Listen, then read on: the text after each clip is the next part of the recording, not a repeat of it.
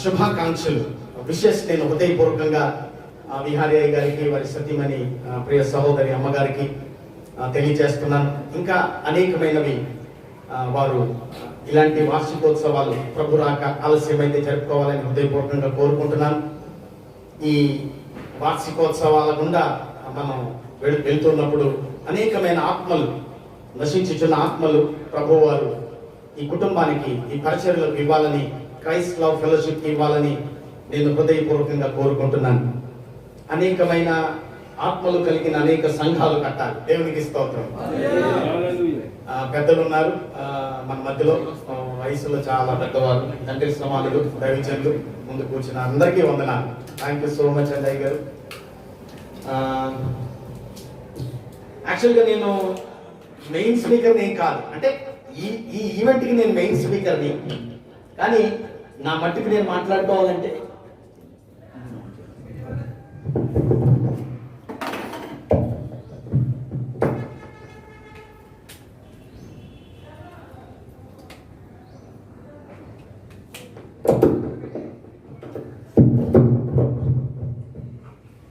sorry for the interruption. Thank you, praise the Lord, hallelujah.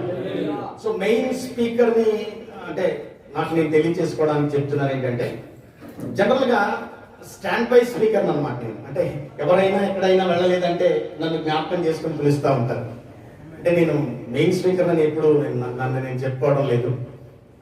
మీరందరూ ధనులైన వారు, దైవవాక్యాన్ని బాగా ఎదిగిన వారు, ఆయా చోట్ల మెయిన్ స్పీకర్స్గా వెళ్తున్న వారు కూడా అయ్యి ఉండొచ్చు. సో నేనైతే అంతటి వాడిని కాదు, కానీ విహారీ అయ్య గారికి నాకు మధ్యలో ఉన్న ఈ అభినభావ ఆత్మీయ బంధం నన్ను చాలా దగ్గరగా చూశారు వారు. సో నన్ను ఎప్పుడు కోరుకుంటూ ఉంటారు. సో వారి ప్రేమ గొప్పది. ఈ ప్రేమను బట్టి నాకు ఈ అమూల్యమైన అవకాశాన్ని వారు ఇచ్చారు. సో అందుకు నేను కృతజ్ఞుడు. సో దానికి యాడ్ చేసి ఒక మాట చెప్పాలి ఏంటంటే, సెయింట్ పీటర్స్లో ఒక రోజున, అంటే 2-3 సంవత్సరాల క్రితం, రెవరెండ్ శ్రీకాంత్ జేమ్స్ అయ్య గారు అక్కడ పాస్టర్గా ఉన్న దినాల్లో ఒక రోజున 24th డిసెంబర్, అంటే 24వ తేదీ డిసెంబర్ ఈవ్ జరుగుతుందండి, క్రిస్మస్ ఈవ్ జరుగుతుంది అనమాట. అయితే ఆ ఈవ్కి పిలువబడిన ప్రసంగికుడు అనివార్య కారణాల చేత రాలేదు. రాకపోయేసరికి ఆ విషయం వారికి కూడా ఆలస్యంగానే తెలిసింది. వచ్చేస్తున్నారు కదా అని వాళ్ళు అనుకున్నారు. సాయంత్రం ఎప్పుడో ఫోన్ చేసేసరికి మరలా మీరు చెప్పలేదు కదండి, అందుకొరకు నేను లేదేమో అనుకున్నాను అన్నట్టుగా ఆయన రాలేదన్నమాట. రాకపోయేసరికి మనకు తెలుసు కదా టెన్షన్ ఎలా ఉంటుందో. సో ఆ ప్రకారంగా వారు ఇంకొక దైవజనుడిని వారు అప్రోచ్ చేశారు. అప్రోచ్ చేస్తే ఆ దైవజనుడు నన్ను జ్ఞాపకం చేసుకున్నాడు. దేవునికి స్తోత్రం. అది కూడా ఎప్పుడు తెలుసండి, 24 డిసెంబర్ సాయంత్రం 8 గంటలకల్లా మెసేజ్ ఇవ్వాలి. ఒక అరగంట 35 నిమిషాలు. అయితే 5 గంటలు 6 గంటల మధ్యలో చెప్పారండి నాకు. ఆ సాయంత్రం 5 గంటల 6 గంటల మధ్యలో. సో దేవుడు తీసుకుని వెళ్ళాడు, ఘనంగా వాడుకున్నాడు. సో ఉదాహరణ చెప్పాను. అంటే విహారీ గారు ఒక మెయిన్ స్పీకర్గా నన్ను పిలిచారంటే నేను ఎంత ఆనందిస్తున్నానో వారిని బట్టి, ఈ అవకాశాన్ని బట్టి అని తెలియచేయడానికి ఉదాహరణ నేను చెప్పాను. మొన్ననే ఒక మాస్టర్ గారు ఫోన్ చేసి సాయంత్రం మీరు మెసేజ్ ఇవ్వడానికి రావాలని చెప్పారు. అంటే విషయాల్లోకి నేను ఏం వెళ్ళలేదు, అడగలేదు. నేను ఖాళీగా ఉన్నాను, వస్తానని చెప్పాను, వెళ్ళాను, వాడబడ్డాను. అంటే ఎందుకు తెలియజేస్తున్నానంటే, మనకి మన పిలువబడిన చోట, అంటే పిలువబడమే గొప్ప అనుకునే వ్యక్తిని నేను. అంతే తప్ప మనల్ని ముందుగా పిలిచారా లేదా, మన ఫోటో వేసి మనకి అడ్వర్టైజ్మెంట్ చేశారా లేదా, ఇలాంటి హడావుళ్ళు మనకు వద్దండి. అంటే నా మట్టుకైతే అవసరం లేదు. దేవుడు మెచ్చుకోవాలి, దేవుడికి నచ్చాలి, ఆయన సంతోషించాలి మన పరిచర్యలు బట్టి, అంతే కదండి. సో అంటే అది హృదయపూర్వకంగా చెప్తున్నాను ఈ విషయాలు నేను. సో ఇప్పుడు ఇక్కడికి వచ్చాను నేను. సో నన్ను బట్టి, అంటే దేవుడు నాలో నుండి మీతో ఏం మాట్లాడతాడో అనే దాని మీద దృష్టి తప్ప నాకేం వస్తుంది అనే దాని మీద దృష్టి లేదు. అసలు దేవునికి ఇస్తాం, నాకేం కలిసి వస్తుంది అనేది ఎంత మాత్రమూ కాదు. ఆయన అది ఆయన చూసుకుంటాడు అది. కానీ నేను ఇక్కడికి రావడం వల్ల వచ్చిన దైవజనులు లేకపోతే దైవ బిడ్డలు అసలు దేవుని ద్వారా ఆయన నుండి అందుకొని మీకేం అందించాలి అనే దాని మీదే దృష్టి, దాని మీదే దృష్టి. సో అలాంటి ఒక దైవజనుడు, దీనిని దైవజనుడిని నేను. అయితే విహారీ గారు ఎంతో ప్రేమిస్తారు. ఎందుకు చెప్పానంటే, మీరు కూడా మీ మీటింగ్స్ ఏమైనా క్యాన్సిల్ అయితే నన్ను జ్ఞాపకం చేసుకోవచ్చు, నో ప్రాబ్లం ఎట్ ఆల్. అంటే అయ్యగారు రాహర్ కాబోలు అలాంటిది ఏం లేదండి, అలాంటిది లేదు. అంటే చెప్పాను కదా 5 గంటలకు పిలిచారు, 7 గంటలకు వెళ్ళాల్సి వచ్చింది అక్కడ. సో చివరి క్షణాలు ఇలాంటివి జరుగుతూ ఉంటాయి, అనివార్య కారణాలు కదా జరుగుతూ ఉంటాయి. సో జ్ఞాపకం చేస్తాం, ప్రాబ్లం ఏంటి, నన్నే పిలవమని నేనేం అంటలేదు. నా అలాంటి వాళ్ళు ఉంటారు కొంతమంది దైవజనులు, చెప్తే వచ్చేసేవారు, మనకి పిలవచ్చు, నో ప్రాబ్లం. సో మొత్తానికి ఏదేమైనా మెయిన్ స్పీకర్గా పిలిచారు, చాలా సంతోషిస్తున్నాను. సో ప్రార్థన చేసినప్పుడు దాదాపుగా 1 నెల ముందే అయ్యగారు నాకు తెలియజేశారు, 1 నెల ముందే. అప్పటి నుండి ప్రార్థన చేస్తానే ఉన్నాం. అయితే దేవుడు ఒక మాటను హృదయంలో పెట్టాడు, దాన్ని ధ్యానం చేసుకున్నాం. మత్తయి రాసిన సువార్త 6వ అధ్యాయం 33వ వచనం. మత్తయి సువార్త 6వ అధ్యాయం 33వ వచనం.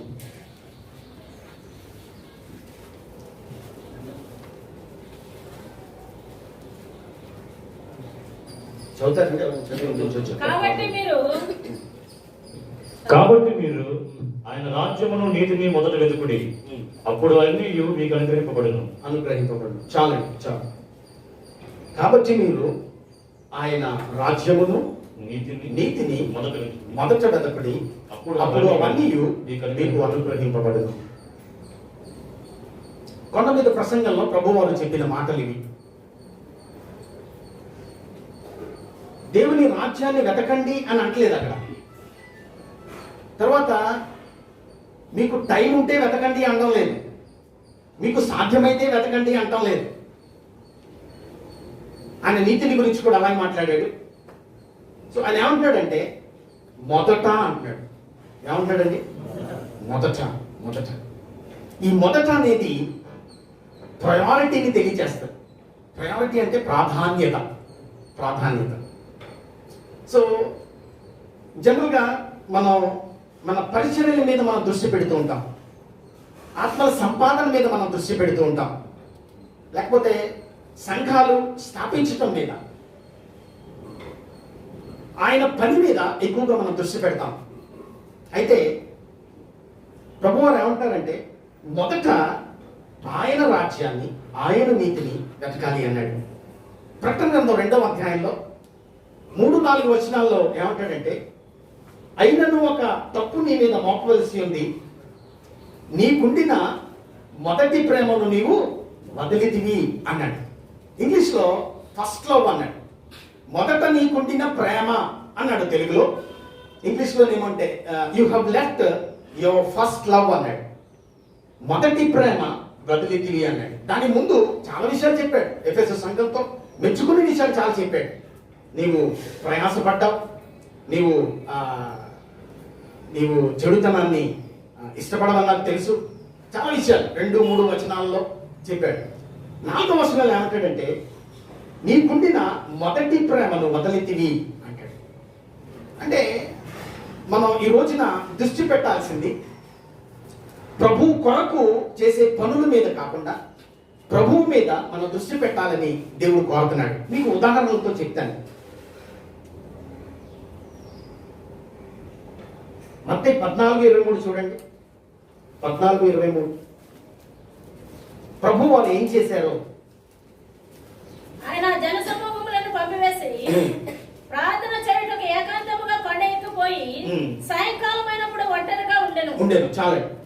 యేసు ప్రభు వారు లూకా 4:18 చూద్దాం. లూకా 4:18 అసలు ఆయన ఏం చేశారు, ఆయన చేసిన పనులు ఉన్నాయి. ప్రభు ఆత్మ నా మీద ఉన్నది, పేదలకు సువార్త ప్రకటించడానికి ఆయన నన్ను అభిషేకించెను.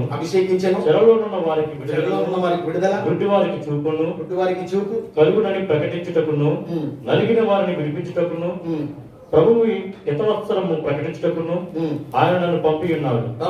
చాలా అంటే అక్కడ మిరకల్ మినిస్ట్రీ రాశాడు. మిరకల్స్ చేయడానికి ప్రభువు నన్ను పంపించాడు. అయితే ఈ మధ్యలో మనం 14:23 చదివాం కదా, అవన్నీ చేస్తున్నప్పుడు వాటి మీద ప్రభు యొక్క దృష్టి లేదు. ప్రభు యొక్క దృష్టి ఎక్కడుందంటే మత్తయి 14:23 ఇప్పుడు చూద్దాం. 14:23 ఆయన జనసమూహములను పంపివేసి ప్రార్థన చేయటకు ఏకాంతం. చాలండి, చాలు. చూసారా? అంటే అద్భుతాలు చేస్తున్నాడు. గుడ్డి వారిని బాగు చేస్తున్నాడు, కుష్ఠరోగులు బాగు చేస్తున్నాడు, చనిపోయిన వారిని లేపుతున్నాడు. 5,000 మందికి 5 రొట్టెలు 2 చేపలు విస్తరింపచేసి పంచిపెడుతున్నాడు. కానీ వీటన్నిటి మధ్య అందరినీ పంపేసి తండ్రితో ఏకాంతంగా సమయాన్ని గడపడానికి వెళ్ళిపోతున్నాడు. దేవునికి స్తోత్రం. మంచిదే, మనకు ప్రభు అనుగ్రహించిన పరిచర్య మీద మనం దృష్టి పెడతాం. మనం ఆత్మలు సంపాదించాలి, సంఘాలు కట్టాలి, ప్రసంగాలు చేయాలి, పాటలు పాడాలి, వాయిద్యాలు వాయించాలి. ఇంకా ఆయన కొరకు ఏవైనా ఆయన కొరకు చేసేదానికి ముందు ఆయనకు మనం చేయాలి.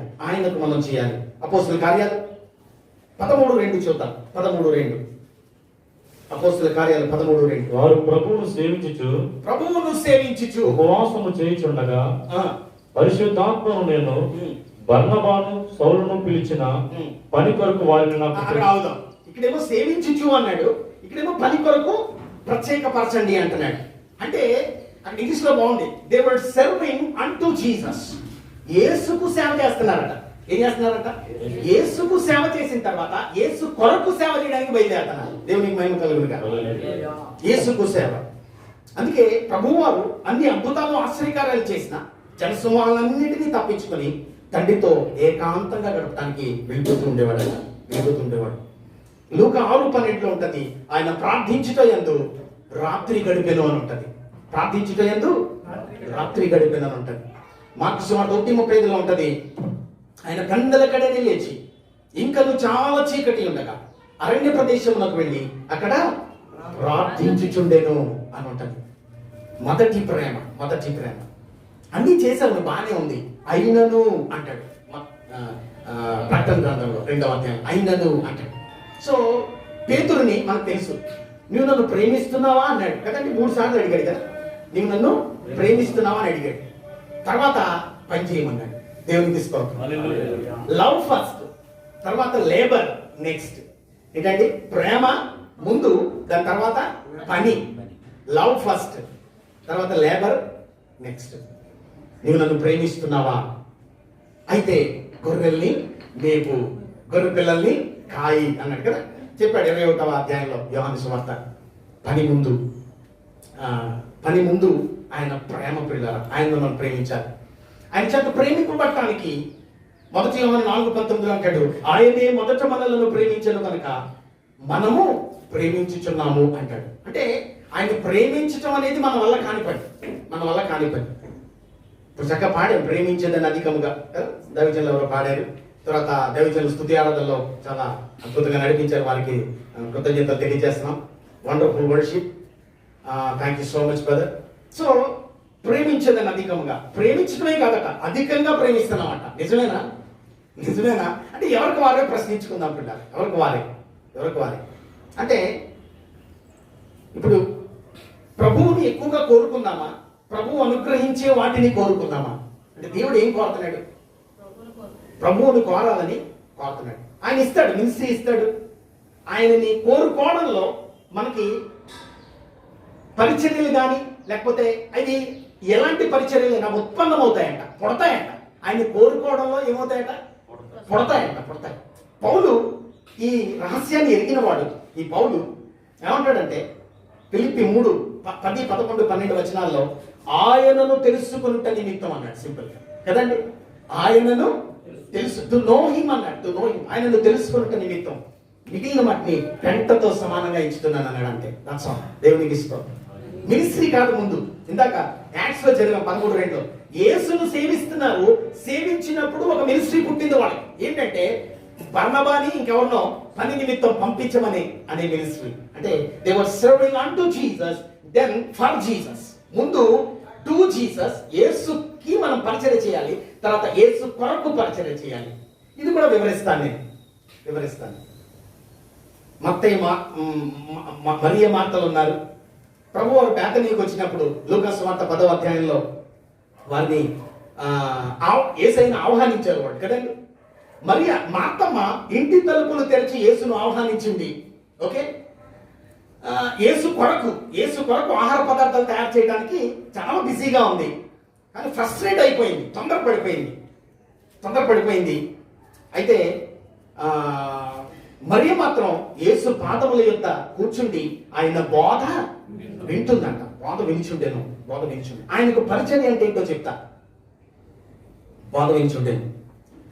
మార్తమ్మ ఇంటి తలుపులు తెరచి యేసును ఆహ్వానించింది. మరియమ్మ హృదయపు తలుపులు తెరచి యేసును ఆహ్వానించింది. పిల్లల దేవునికి మహిమ కలుగును. అంటే ప్రభువారి ఆకలి ఏంటో తెలుసా? మనమే మనం చేసే పని కాదు. దేవునికి మహిమ కలుగును. మనం కావాలి ఆయనకి, మన ప్రేమ కావాలి ఆయనకి. ఆయన ప్రేమామయుడే, కానీ మన ప్రేమను కోరుకునే వ్యక్తి అయి ఉన్నాడు. మన ప్రేమ కావాలి. అందుకే మొదట అంటున్నాడు. ఏమంటాడండి? మొదట ఏదో వెతకటం కాదు, ఎప్పుడో వెతకటం కాదు, వెతకాలనుకుంటే వెతకటం కాదు, మీకు సాధ్యమైతే వెతకటం కాదు. మొదట దేవుని రాజ్యాన్ని, దేవుని నీతిని వెతకండి.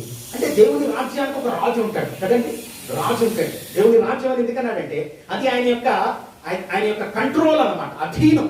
ఆయన రాజ్యం అనేది ఇట్స్ హిస్ కంట్రోల్, అది ఆయన యొక్క అధీనం. తర్వాత ఇట్స్ హిస్ రైచియస్నెస్ అన్నాడు కదా, అంటే ఆయన నీతిని వెతకండి అన్నాడు కదా. నీతి అనేది ఆయన యొక్క క్యారెక్టర్, అంటే ఆయన స్వభావం. పిల్లలు ఆయన స్వభావం, ప్రధానంగా ఆయన స్వభావం గురించి అక్కడ నీతి అని రాశాడు. కానీ మనం జతపక్షని చూస్తే, అంటే ఇంకా రిఫరెన్సెస్ చూస్తే ప్రధానంగా బైబిల్లో ఆయన క్యారెక్టర్స్ లో, అంటే అట్రిబ్యూట్స్ లో, లక్షణాల్లో ప్రధాన లక్షణాలు ఏంటంటే పరిశుద్ధత, ప్రేమ. దేవునికి మహిమ కలుగుతుంది. ఏంటంటే ప్రధానంగా పరిశుద్ధత, ప్రేమ. మిగిలినవన్నీ కూడా అయితే పరిశుద్ధతలో నుండి రావాలి, లేదా ప్రేమలో నుండి రావాలి. నమ్మకత్వం తీసుకోండి, అది ప్రేమలో నుండి రావాలి. దేవునికి స్తోత్రం. ప్రేమిస్తే మనం నమ్మకంగా ఉంటాం కదండి. మనకు సంబంధించిన వారిని ఎవరైనా ప్రేమిస్తే వారికి ఎలా ఉంటాం? మనం నమ్మకంగా ఉంటాం. ప్రేమిస్తే దయ చూపుతాం కదా, దయ చూపుతాం, కనికరం చూపుతాం.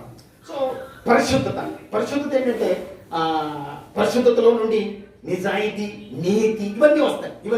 మిగిలిన ఏ లక్షణాలైనా తీసుకోండి, ప్రధానంగా దేవునికి ఉండే ఆ పరిశుద్ధతలో నుండి, ఆ యొక్క ప్రేమలో నుండే వచ్చి నీ పిల్లలు, ప్రేమలో నుండి. దేవునికి మహిమ కలుగునుగా. సో అక్కడ ఏమంటాడంటే దేవుని రాజ్యాన్ని, అంటే ఆ రాజు అయిన నా దేవుణ్ణి, ఆయన యొక్క అధీనాన్ని, అలాగే ఆయన యొక్క స్వభావాన్ని మనం కోరుకోవాలట. ఆయన స్వభావాన్ని మనం కోరుకోవాలి. ప్రభు ఏం కోరుతున్నాడంటే మనం ఆయన సారూప్యంలోనికి వెళ్ళాలని కోరుతున్నాడు. ఆయన స్వరూప్యంలోనికి మనం వెళ్ళాలని కోరుతున్నాడు. అయితే సారూప్యంలోనికి వెళ్ళాలంటే స్వభావం ఉండాలి. ఏముండాలి? ఆయన స్వభావం ఉండాలి. ఆయన యొక్క క్యారెక్టర్స్ ఉండాలి, లక్షణాలు. అదే గలతీ దేంట్లో 5:22 చెప్పాడు కదా, గలతీ 5:22 ఆయన స్వభావం అని.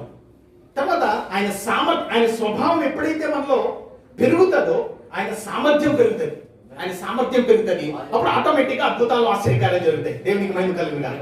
కానీ మనం దృష్టి పెట్టాల్సింది అద్భుతాలు, ఆశ్చర్యకార్యాల మీద కాదు, ఆయన స్వభావం తెచ్చుకోవడం మీద మనం దృష్టి పెట్టాలి. అదే దేవుడు కోరుతున్నాడు.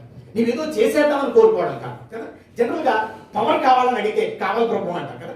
నీకు శక్తి కావాలా, నీకు అధికారం కావాలా, అద్భుతాలు చేసే వరాలు కావాలా అంటే ఎవరైనా కోరుకుంటారు కావాలని. కానీ దేవుడు ఆశించేది అంటే తెలుసా? వాటికంటే ముందు ఆయన స్వభావం, అదే పరిశుద్ధత, ప్రేమ, అది మనం కలిగి ఉండాలని దేవుడు కోరుతున్నాడు. అందుకే మొదట అన్నాడు. మొదట అంటే ప్రాధాన్యత. పిల్లలు అన్నింటికంటే ప్రభువు కోసం దేనినైనా విడిచిపెట్టగలిగి ఉండాలి, అంతే తప్ప దేనికోసమైనా ప్రభువును విడిచిపెట్టేసేటట్టుగా ఉండకూడదు మనం. దేవునికి మహిమ కలుగునుగాక. ప్రభువు కోసం దేనినైనా విడిచిపెట్టేసేయడానికి సిద్ధంగా ఉండాలి తప్ప దేనికోసమైనా ప్రభువుని విడిచిపెట్టేసే పద్ధతి మనకు ఉండకూడదు. Okay right. మరియమ్మ హృదయపు తలుపులు తెరిచింది, యేసయ్యను ఆహ్వానించింది. అంటే మనం ఆయనతో సహవాసం, అంటే మన ప్రేమను ఆయన కోరుతున్నాడు. ఆ ప్రేమను ఎలా ఇవ్వగలమంటే ఆయనతో సహవాసం చేయడాన్ని బట్టే మనం ఇవ్వగలం. అంటే దేవుడు మన యొక్క ఫెలోషిప్ ని కోరుతున్నాడు. ఏం కోరుతున్నాడండి? ఫెలోషిప్ ని కోరుతున్నాడు. ఒక దైవజనుడు మీటింగ్కి వెళ్ళాడట. అర్ధరాత్రి 1 గంటకు ఎప్పుడో వచ్చాడు, 2 గంటలకు ఎప్పుడో వచ్చాడు. వచ్చిన తర్వాత జనరల్ గా రాత్రి ప్రార్థన చేసుకోవడం ఆయనకి అలవాటట. అయితే ఆ రాత్రి మీటింగ్కి వెళ్ళి వచ్చాను కదా, దేవుని పని చేసి వచ్చాను కదా, 2 అయిపోయింది కదా, నేను ఇప్పుడు పడుకోవాలి కదా అని ఆ ప్రార్థనా గదిని దాటుకుంటూ వెళ్ళిపోతున్నాడట. వెళ్ళిపోతుంటే ఒక స్వరం వినపడుతుందంట, నాతో సమయం గడపవా నువ్వు ప్రార్థన చేయకుండానే వెళ్ళిపోతావా? ఏంటి ప్రభువా, ఇంతవరకు చేసింది నీ పనే కదా. పని కాదు, ప్రార్థన ప్రాముఖ్యం. దేవుని స్తోత్రం. పని మంచిదే, పని పుడతదండి. ప్రార్థన చేస్తూ ఉంటే, దేవుడితో సమయం గడుపుతా ఉంటే దేవుడు ఇస్తాడు పని. ఆటోమేటిక్ గా చేసేస్తాం మనం. చేసేస్తాం. కానీ దృష్టి దాని మీద కాదు పిల్లరా. మొదటి ప్రేమ, first love. Billy Graham garu ఏమంటారు తెలుసా? ఫస్ట్ క్లాస్ లవ్ అంటాడు ఆయన. ఏమంటాడండి? First class love. First class love అంటే చెప్పండి తెలుగులో? మొదటి ప్రేమ, మొదటి తరగతి ప్రేమ కదా. మొదటి తరగతి ప్రేమ, మొదటి తరగతి ప్రేమ. దాన్ని ఇంకా చెప్పాలంటే ఉత్తమమైన ప్రేమ, ఉత్తమమైన ప్రేమ. మన మన మన జీవితంలో మనం ఆయనకి ఉత్తమమైన ప్రేమను ఆయన ఇవ్వాలని అంటే మన నుండి ఆయన కోరుకుంటున్నాడు. ఆయనతో మనం సమయం గడపాలి. ఆయనతో సమయం గడిపిన తర్వాత మినిస్ట్రీ విల్ బర్డ్ అనమాట. అంటే పుడతది. మనం ఆయన తెలుసుకున్నప్పుడు అంటే పౌలు అంటాడు కదా, నేను ఆయనను తెలుసుకున్న నిమిత్తం సమస్తాన్ని నష్టంగా ఎంచుకున్నాను అంటాడు. టు నో అంటాడు. To know. ఓకే, యోహాను సువార్త 17:3 అంటాడు. 17:3 చదువుతాం. 17:3 యోహాను సువార్త 17:3. అద్వితీయ సత్యదేవుడైన నిన్ను నీవు పంపిన యేసుక్రీస్తును ఎరుగుటయే జీవము, నిత్య జీవము. చాలండి, జరుగుటయే అన్నాడు. అక్కడ ఇంగ్లీష్ లో టు నో అన్నాడు, తెలుసుకొనుట అన్నాడు. రైట్? ఎందుకు మాట వాడానంటే, ఎందుకు రిఫరెన్స్ ఇచ్చానంటే అక్కడ గ్రీక్ మాట ఒకటి వాడాడు. గినాక్సో అనే మాట వాడాడు. గ్రీక్ మాట గినాక్సో అనే మాట. గినాక్సో అంటే అర్థం ఏంటంటే, భర్త భార్యను ఎలా తెలుసుకుంటుందో, భార్య భర్తను ఎలా తెలుసుకుంటాడో అలా తెలుసుకోవడం అంట. దేవునికి స్తోత్రం. అలా తెలుసుకోవడం అంట. అంటే మనతో ఉన్న వ్యక్తి గురించి మనం అంతగా తెలుసుకోగలిగితే ఇంకా మనలో ఉన్న వ్యక్తి గురించి ఇంకెంత తెలుసుకోగలం. దేవునికి మహిమ కలుగుగా కదా. నమ్ముకున్న తర్వాత ప్రభువే మనలోకి వచ్చి నివసిస్తున్నాడు. అంతేనమ్మా? ప్రభువే మనలోకి వచ్చి నివసిస్తున్నాడు కదా. అది పాత నిబంధన గ్రంథంలో ఆధిక్యత వారికి లేదు. కానీ కొత్త నిబంధన భక్తులంగా పరిశుద్ధాత్ముడు మనలోనికి వచ్చి నివసిస్తున్నాడు. ఎల్లప్పుడూ ఉంటాడని చెప్పాడు. అయితే మనలో ఉన్న ఆ పరిశుద్ధాత్మని మనం తెలుసుకోవడానికి అసలు ఇంకెంత బాగా మనం తెలుసుకోగలం పిల్లలు, ఇంకెంత బాగా తెలుసుకోగలం. సో తెలుసుకొనుట అలాగున మనం ఆయనతో సమయం గడిపినప్పుడు తెలుసుకోవాలి అంటే సమయం గడపాలి. ఆయనతో సహవాసం చేయాలి. సహవాసం చేసినప్పుడు ఏం జరుగుతుందంటే, ఆయనే మొదట మనం ప్రేమించను కనుక మనం ప్రేమిస్తున్నాం అంటే ఆయన ప్రేమ చేత నింపబడతాం. సహవాసం చేస్తా ఉంటే ప్రేమ చేత నింపబడతాం. మరియం దగ్గరకు వచ్చేద్దాం. మరియం ఏం చేస్తుందంటే యేసు పాదముల దగ్గర కూర్చుని ఆయన బోధ వింటుందంట. అంటే ప్రభు ఏం కోరుతున్నాడంటే, మనల్ని కోరుతున్నాడు, మన ప్రేమను కోరుతున్నాడు. మరియ మార్తల్ని ఆయన దగ్గర కూర్చుని ఆయన వాళ్ళకి పరిచయం చేయాలని కోరుకున్నాడు. కానీ మరి అలాగ అంగీకరించింది. కానీ మార్తమ్మ మాత్రం దాన్ని అంగీకరించలేదు. అయితే యేసు కొరకు ఏదో చేయాలని తపన పడిపోతుంది. కానీ యేసుకే పరిచయం చేసేటట్లుగా, యేసుకు పరిచయం ఎలా అయిందనంటే ఆయన ఆకలిని మరియమ్మ తీరుస్తున్నట్టుగా ఉంది. దేవునికి స్తోత్రం. అంటే యేసు బోధ వింటుంది కదా. అంటే ప్రభు ఏదో చెప్పాలనుకుంటున్నాడు. అవి చెప్పాలనుకునే విషయాలు మనం వినడానికి ఆయనతో సమయం గడపాలి. సమయం గడిపితే ఆయన ఆకలి తీరుతుంది పిల్లలు. ఆయన ఆకలి తీరుతుంది. తద్వారా మనం ఆయనకి ఏం చేయాలో అన్నది మనకి తెలియజేస్తాడు. దేవునికి మహిమ కలుగును గాక. అక్కడ వాక్యంలో ప్రభు వారు మార్తమ్మ గురించి అంటే మరియమ్మ గురించి మార్తమ్మ ఫిర్యాదు చేస్తుంటే అన్నారు ఏంటంటే, అమ్మా నీవు అనేకమైన పనులను బట్టి తొందరపడిపోతున్నావు. అనేకమైన పనులను బట్టి అంటే మనం కూడా సేవకులంగా, అందరం ఆల్మోస్ట్ సేవకులమే. అనేకమైన పనులను బట్టి మీటింగ్స్ అరేంజ్ చేయడంలో, లేకపోతే మీటింగ్స్కి వెళ్ళడంలో, ప్రసంగాలు సిద్ధపడటంలో, లేకపోతే ఇంకా రకరకాల విషయాల్లో మనం బిజీగా ఉంటామేమో. కానీ అవసరమైంది ఒకటే. మరియ ఉత్తమమైంది కోరుకుంది, అది ఆమె యొద్ద నుండి తీసివేయబడదు అంటాడు. అంటే విషయం ఏంటంటే ఉత్తమమైంది కోరుకుంది. అదేంటంటే పాదముల యొద్ద గడపడం అనేది, యేసుతో సహవాసం చేస్తుంది, సమయం గడుపుతుంది. అది ఉత్తమం అన్నాడు. అది ఆమె యొద్ద నుండి తీసివేయబడదు అన్నాడు. అంటే అర్థం ఏంటంటే మిగిలినవన్నీ కూడా తీసేయబడతాయి అన్నమాట. దేవునికి స్తోత్రం. మిగిలిది ఒకటే ఆయనతో గడిపే ఆ సమయం, ఆ యొక్క సహవాసం, ఆ యొక్క ప్రేమ చేత నింపబడటం, తిరిగి ఆయన్ని ప్రేమించటం అనేది మాత్రమే చివరి వరకు ఉంటుంది ప్రియులారా. అదే మనల్ని ఆయన యొద్దకు చేర్చి ఆయన యొద్ద నుండి బహుమానాలు పొందేటట్టుగా చేస్తుంది ప్రియులారా. చేస్తుంది. దేవుడు ఏం చేసినా మన నుండి ఏం కోరుతున్నాడంటే అవుట్ ఆఫ్ లవ్ చేయమంటున్నాడు. అవుట్ ఆఫ్ లవ్ అంటే ప్రేమతో చేయమంటున్నాడు. ఆయన ప్రేమ చేత నింపబడి తిరిగి ఆయన ప్రేమిస్తున్న వారంగా ఆ ప్రేమ చెబితే చేయమంటున్నాడు. Out of love. ఏది చేసినా ఎంత చేశావు అని దేవుడు అడగడు, ఎందుకు చేశావు అని అడుగుతాడట. ఎందుకు చేశావు? ఎందుకు చేశానంటే మీ మీద ప్రేమ కొరకు, ప్రేమ కొద్ది చేశాను ప్రభా అంటే ఓకే అంటాడట. దేవునికి మహిమ కలుగుగా. హల్లెలూయా. సో అవుట్ ఆఫ్ లవ్ ఏదైనా మనము ఆయన కొరకు చేయాలని ఆయన కోరుతూ ఉన్నాడు ప్రియులారా. అవుట్ ఆఫ్ లవ్ ఆయన కొరకు చేయాలని కోరుతున్నాడు. శిష్యుల్ని ఏర్పాటు చేసుకున్నప్పుడు కూడా చూద్దాం. మార్కు సువార్త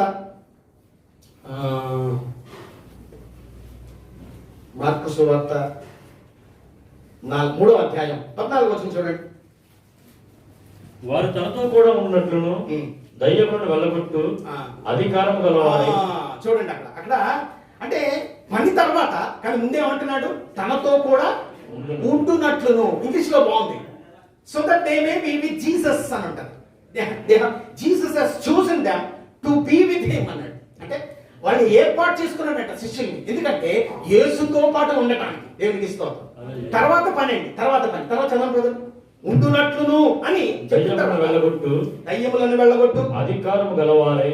చూసారా, దయ్యములను వెళ్ళగొట్టు అధికారం గలవారై సువార్త ప్రకటించుటకు వారిని పంపవలెనని ఆయన 12 మందిని నియమించాడు. చూసారా, దయ్యాలు వెళ్ళగొట్టడానికి, సువార్త ప్రకటించడానికి కదా పరిచయ నిమిత్తం నియమించాడు. కానీ వాళ్ళని మొట్టమొదటిగా ఏం కోరుకున్నాడంటే యేసుతో పాటు ఉండాలని కోరుకున్నాడు. మొట్టమొదటి ఏం కోరుకున్నాడండి?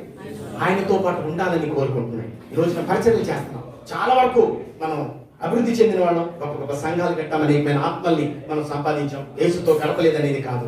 ఏమైనా అంటే ఎలా ఉంటదంటే మనం పరిపూర్ణులం అయిపోయామని ఏ ఒక్కరూ చెప్పలేదు. పర్ఫెక్ట్ అయిపోయామని ఏ ఒక్కరూ చెప్పలేదు. పర్ఫెక్షన్ కంట ఒక లిమిట్ అనేది లేదండి. మనం ఎప్పుడు కూడా తృప్తి చెందకూడదండి.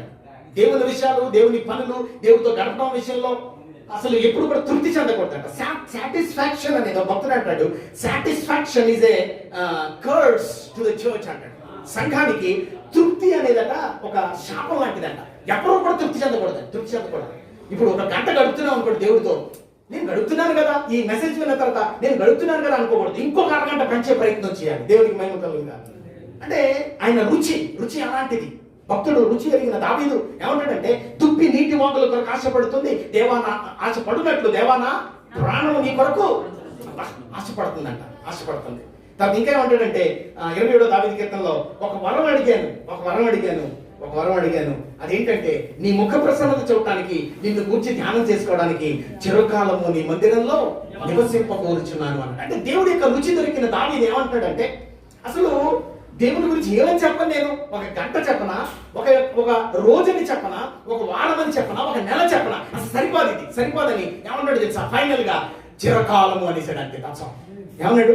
జీవితకాలం అంతా అన్నాడు. అంటే ఎక్కువ సమయం మనం దేవుడితో గడపడానికి, సేవకులంగా ఎక్కువ సమయం దేవుడితో గడపడానికి ఇష్టపడాలి పిల్లలు. అలా గడుపుతుంటే చాలా మంచిది. నా మట్టుకు నేను ఫెయిల్ అయిపోతుంటాను. అయితే గడపడం వల్లే దేవుడు తర్వాత ఏం జరిగించుకోవాలి, మన ద్వారా ఏం పొందుకోవాలన్నది ఆయన మనకు తెలియజేస్తాడు. సమయం గడపాలి. సన్నిధిలో గట్ట పిల్లుల్లాగా వెళ్ళాలట. మీకు తెలిసిన విషయాలే. పిల్లుల్లాగా వెళ్ళాలంట, బయటికి సింహాల్లాగా రావాలట. దేవునికి ఇస్తాం. అంటే పిల్లుల్లాగా మనం వెళ్తే, దీనంగా ఆయన సన్నిధిలోకి మనం వెళ్తే దేవుడు ఎలా తీసుకొస్తాడు? బయటికి సింహాలలోనే తీసుకొస్తాడు. సింహం ముందు ఎవరైనా నిలబడగలరండి? నీ దినములు అందించా ఎవరు నీ ఎదుట నిలువ నేరడు అన్నాడు. ప్రకారంగా మనల్ని తయారు చేస్తాడు. కానీ ఇక్కడ విషయం ఏంటంటే ఆయనతో సమయం గడపాలి. ఆయన మన సహవాసం కొరకు ఆకలి కొని ఉన్నాడు. మన సహవాసం కొరకు. దేవదూతలండి పర్ఫెక్ట్ గా అంటే ఆరాధన చేస్తున్నాయి దేవదూతలు. మనకు తెలుసు కదండి, పరలోకంలో దేవదూతలు ఏం చేస్తున్నాయండి? ఆరాధన చేస్తున్నాయి. యెషయా గ్రంథం 6వ అధ్యాయం ఆరాధన చేస్తున్నాయి. ఇప్పుడు పరలోకం అనేది ఒక పర్ఫెక్ట్ ప్లేస్, అంటే ఒక పరిపూర్ణమైన స్థలం. ఓకే, వీళ్ళు పరిపూర్ణమైన జీవులు కదా దేవదూతలు. మనం పరిపూర్ణ, దేవదూతలు పరిపూర్ణ. చెప్పండి, దేవదూతలే పరిపూర్ణమైన స్థలం. భూమి కంటే ఆకాశం అంటే పరలోకం పరిపూర్ణమైన స్థలం, పరిపూర్ణమైన జీవులు. ఆరాధన ఎలా చేస్తూ ఉంటారంటే చెప్పండి, పరిపూర్ణ ఆరాధన. అంతేనా? ఇప్పుడు ఆరాధనలు ఏమైనా మెలికలు ఉంటాయా? ఎక్కువ తక్కువలే ఉంటాయా? పరిపూర్ణ ఆరాధన చేస్తున్నారు వాళ్ళు. అయితే ప్రభు అంటాడు తెలుసా, అయినా నేను ఆరాధన యొక్క ఆకలి కొని ఉన్నాను అన్నాడు. ఎక్కడ? సమరయ స్త్రీతో మాట్లాడుతున్న తరుణంలో ప్రభు వారు చెప్తారు యోహాను సువార్త 4వ అధ్యాయంలో, తండ్రి అట్టి ఆరాధికుల కొరకు వెతుకుతున్నాడట. దేవునికి స్తోత్రం. అయినా దేవదూతలు ఆరాధన చేస్తున్నాయి, ఆయనకు తృప్తి లేదు. కానీ మనము ఆరాధన చేస్తే చూడాలని, ఆయన తృప్తి చెందాలని, మన ఆరాధన కొరకు ఆకలి కొని ఉన్నాడు పిల్లలు. దేవునికి స్తోత్రం కలుగుతుంది. కూర్చున్నాడు, సీక్ అన్నాడు, వెతుకుతున్నాడట. అంటే మన ఆకలి కొని ఉన్నాడు, ఆకలి కొని ఉన్నాడు మన ఆరాధన కొరకు. అంటే ప్రేమమయుడు, మనల్ని ప్రేమకు ప్రతీకగానే చేశాడు. మనతో సహవాసం చేయాలని, ఎక్కువగా ఆయనతో మనం సమయం గడిపి మనం ఆయన ప్రేమను పొందుకుంటూ తిరిగి ప్రేమించాలని ఆయన కోరుకుంటూ మన నుండి ఆశిస్తున్నాడు. తదుపరి మిగిలిన విషయాలు ఆయన మనకి ఏం చేయాలని మన ద్వారా కోరుకుంటాడో ఆ ప్రకారంగా మనం తోడుకొని వెళ్తాడు. దేవునికి మహిమ కలుగునుగా. సో మరియమ్మ అక్కడ యేసు ప్రభు యొక్క ఆకలిని తీర్చినట్టు. అంటే మీరు నా కొరకు చేయటానికి ముందు నాతో సమయం గడపాలని, నాకు పరిచయం చేయాలని ఆశపడుతుంటే మా అత్త మేము ఎక్కడో బిజీగా ఉంది, రైట్. మరియా యేసు పాద దగ్గర కూర్చుని ఆయన బాధ వింటుంది. ఇప్పుడు మనం పరిచయం చేయాలన్నా, లేకపోతే శక్తి పొందుకున్న అద్భుతాలు చేయాలన్నా, లేకపోతే దేవుడు కోరుకుంటున్నట్టుగా జీవించాలన్నా మనకి సహాయం ఆయనే చేయాలి. సహాయం ఆయనే చేయాలి. మన వల్ల కాదండి, మన వల్ల కాదు, ఆయనే సహాయం చేయాలి. అందుకొరకు మనం ఆయన యొక్క సమయం గడిపే వాళ్ళమై ఉంటాం. అది కూడా మొదట అంటున్నాడు. ఏమంటున్నాడండి? మొదట అంటున్నాడు. అంటే దీనికి ఒక స్టేట్మెంట్ ఇస్తాను. స్టేట్మెంట్ ఏంటంటే consistent qualitative quiet time. Consistent qualitative quiet time. నిలకడ అయిన నాణ్యమైన ఏకాంత సమయాన్ని దేవుడితో గడపాలి. దేవునికి మనం కలుగుతాం. ఏంటండి? దేవుడితో సమయం గడపాలి, ఓకే. ఏకాంత సమయం గడపాలి, ఓకే. అది కూడా నాణ్యమైన ఏకాంత సమయాన్ని గడపాలి. అది కూడా నిలకడైన దై ఉండాలి. దేవునికి ఇస్తాం. అంటే ఒక రోజు గడిపాం, తర్వాత రోజు మానేసాం, అలా కాదు. కన్సిస్టెంట్. దాంట్లో ఏమి ఉండాలి? నిలకడ ఉండాలి. నిలకడ ఉండాలి. మోషే చేతులు ఎత్తినప్పుడు అమాలేకీయులు ఓడిపోయి కదా, ఇశ్రాయేలీయులు గెలిచిన లోయలో యుద్ధం జరుగుతుంది. మోషే చేతులు ఎత్తాడు, అంటే ప్రార్థనకు సాదృశ్యంగా, రైట్. అయితే మోషే చేతులు బొరవెక్కగా అవి నిలకడగా ఉండటానికి ఇక్కడ అహరోను హూర్ అనే వారు ఎత్తి పట్టుకున్నారు. పిల్లల దేవునికి స్తోత్రం. చేతులు ఎప్పుడైతే నిలకడగా ఉన్నాయో వాళ్ళకి విజయం వచ్చినట్టుగా మనం చూస్తాం. విజయం వస్తుంది. నిలకడైన ప్రార్థనా జీవితం, అది కూడా నాణ్యమైన ప్రార్థనా జీవితం. అది కూడా ఏకాంత సమయం. ఏకాంత సమయం, ఏకాంత సమయం. అందుకే మీరు గదిలోనికి వెళ్ళి తలుపు వేసుకొని ప్రార్థన చేయండి అన్నాడు. అంటే అర్థం ఏంటో తెలుసా? గదిలోనికి వెళ్ళి తలుపు వేసుకోవడం అంటే మనం లోకాన్ని మూసేయాలన్నమాట. ఏం చేయాలండి? లోకాన్ని మూసేయాలంటే. యేసు ప్రభు వారు ఏకాంతంగా, ఎందుకంటే ఏకాంతంగా ఎందుకు గడపాలనుకున్నారంటే తండ్రితో సంభాషిస్తున్నప్పుడు అంట ఎటువంటి అంతరాయాలు ఆయనకి రావడానికి వీల్లేదంటే నచ్చాలి. మనం కూడా పరలోకపు తండ్రితో సంభాషిస్తున్నప్పుడు ఎటువంటి అంతరాయం రాకుండా గదిలోనికి వెళ్ళి లేదా ఏదైనా ప్రదేశంలోనికి వెళ్ళి మొత్తం మూసేసి, లోకాన్ని మూసేసి కేవలం నేను నా ప్రభువు అన్నట్లుగా ఆయనతో సమయం గడిపితే మన ద్వారా ఏమేమి చేసుకోవాలో అన్ని ఆయన మనకి అనుగ్రహిస్తాడు. అందుకే అన్నట్టు కదా, అప్పుడు అవన్నీ మీకు అనుగ్రహింపబడును అన్నాడు. పైన ఏం రాశాడు తెలుసా? ఫైనాన్స్ రాశాడు, అంటే డబ్బు రాశాడు. తర్వాత ఫుడ్ రాశాడు, ఫుడ్ అంటే ఆహారం రాశాడు. ఫ్యాషన్ రాశాడు, అంటే వస్త్రాలు రాశాడు. ఫిట్నెస్ రాశాడు, ఆరోగ్యం రాశాడు. పిల్లరా, ఇవన్నీ వచ్చేస్తాయంట మనకి. దేవునికి మహిమ కలుగుతుంది ఎప్పుడైతే మనం ఆయనను కోరుకుంటాము, ఆయనను వెతుకుతాము. అదే యేసు ప్రభు వారి గురించి మరి ఒక మాట యోహాను 4:34 అంటాడు, ఆయన చిత్తము నెరవేర్చుటయు అంటాడు. దీనికి ఒక మాట, అంటే నేను చదివేయడం కాదు, అది తీసేస్తే మంచి బాగుంటుంది. యేసు వారిని చూచి నన్ను పట్టిన వారి చిత్తము నెరవేర్చుటయు ఆయన పని తుదముట్టించుటయు నాకు ఆహారం అయి ఉన్నది అన్నాడు. ఓకే, ఇక్కడ విందాం. ఇప్పుడు పని ముందా చిత్తం ముందా? అక్కడ ఏం రాశాడండి ప్రభు వారు? ఏం రాశారు అక్కడ? చిత్తం ముందు రాశాడు కదా. చిత్తము నెరవేర్చుటయు, తర్వాత ఆయన పని తుదముట్టించుట నాకు ఆహారం అయి ఉంది అన్నాడు. ప్రభు వారికి కూడా పని చేశాడు, చేయలేదని కాదు, చాలా పని చేశాడు కదా. చెప్పాలంటే మనం 50 సంవత్సరాల్లో 70 సంవత్సరాల్లో చేయలేదు, 3.5 సంవత్సరాల్లో ఫినిష్ చేశాడు ఆయన. అంతే, అంత పని చేశాడు, చేయలేదని కాదు. కానీ దానికంటే ముందుగా దేవుని చిత్తం ఏంటంటే ఆ తండ్రితో సహవాసం చేయడం అనే ఆ చిత్తాన్ని ఆయన ఇప్పుడు నెరవేరుస్తూ వచ్చాడు. దాన్ని ఏమన్నాడు తెలుసా? ఆహారము అన్నాడు. ఆహారం అన్నాడు. ఆహారం లేకపోతే మనం ఉండగలమండి? ఆహారం లేకపోతే ఉండగలం మనం? ఒకడు ఆకలికి ఆరాటపడినట్లు ఆయన తండ్రి చిత్తాన్ని నెరవేర్చడానికి ఆరాటపడుతూ ఉండేవాడట. దేవునికి స్తోత్రం. తండ్రి చిత్తం ఏంటంటే ఆయనతో సమయం గడపాలి, ఆయనతో సమయం గడపాలి, ఆయనతో సహవాసం చేయాలి. ఆయనలో నుండి ఆత్మ ఆయన శక్తి, ఆయన బలం, ఆయన వెలుగు, ఆయన యొక్క జ్ఞానం అన్ని ప్రసరిస్తాయి మనకి కదా. సహవాసం చేసి 6 నెలలు వారు వీరైపోతారంటారు కదా. ఇప్పుడు దేవుడు బలవంతుడండి, ఇప్పుడు మనం బలహీనులు. ఇద్దరం సహవాసం చేసామనుకోండి, ఆయన బలహీనుడు అయిపోతాడా, మనం బలవంతులు అయిపోతామా? మనమే బలవంతులు. అవుతాం, అంతే కదా. ఎందుకంటే ఆయన బలం గొప్పది, ఆయన బలం గొప్పది. పాపుల స్నేహితుడు అన్నాడు, పాపి అయిపోవడానికి కాదు, పాపులనే పరిశుద్ధులుగా మార్చడానికి పాపులతో స్నేహం చేశాడు పిల్ల. దేవునికి స్తోత్రం.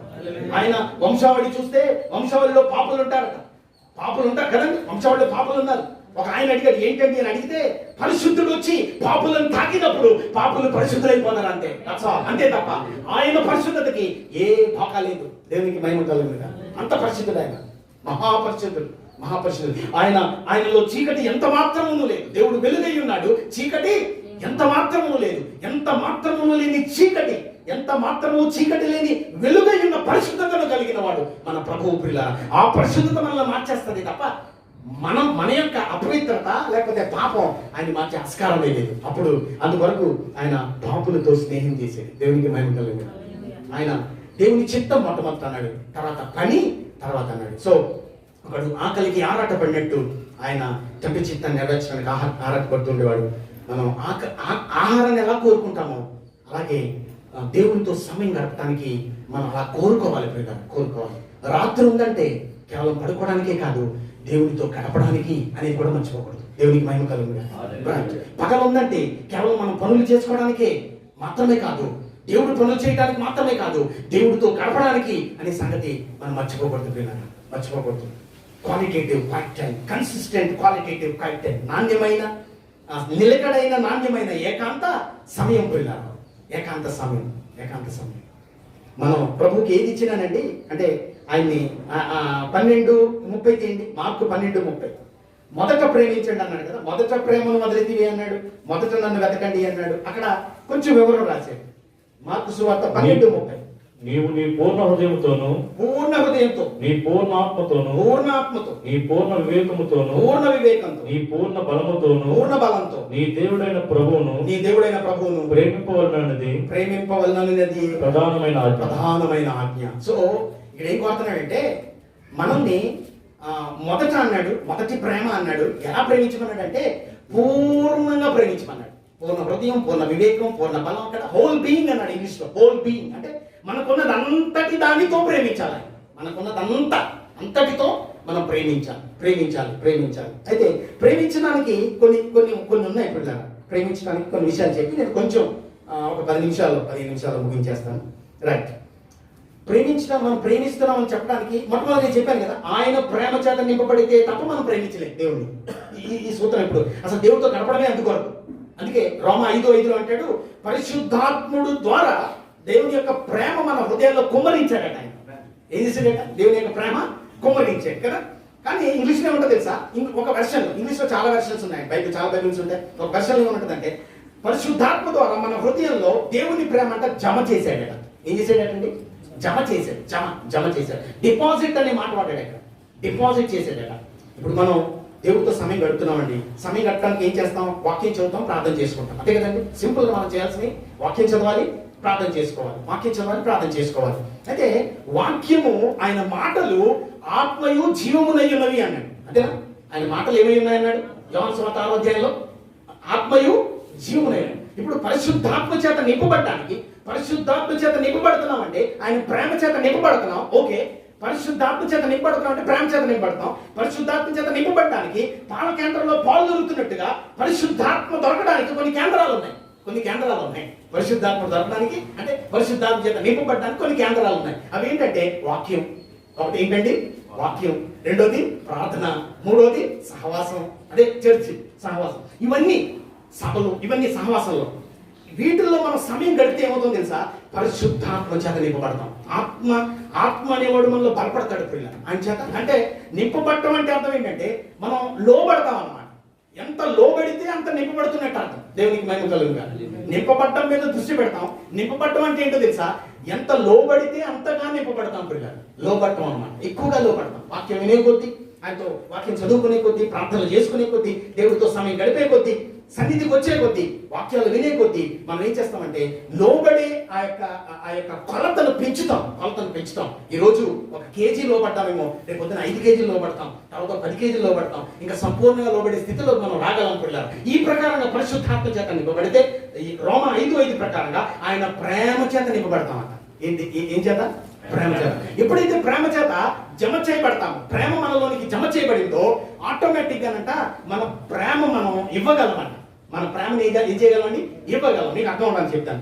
బ్యాంకులో డబ్బుని మనం తీసుకోవాలంటే మనం ముందు ఏం చేయాలి? జమ చేయాలి, అంతే కదండి. డిపాజిట్ చేయాలి. డ్రా చేయాలంటే డిపాజిట్ చేయాలి.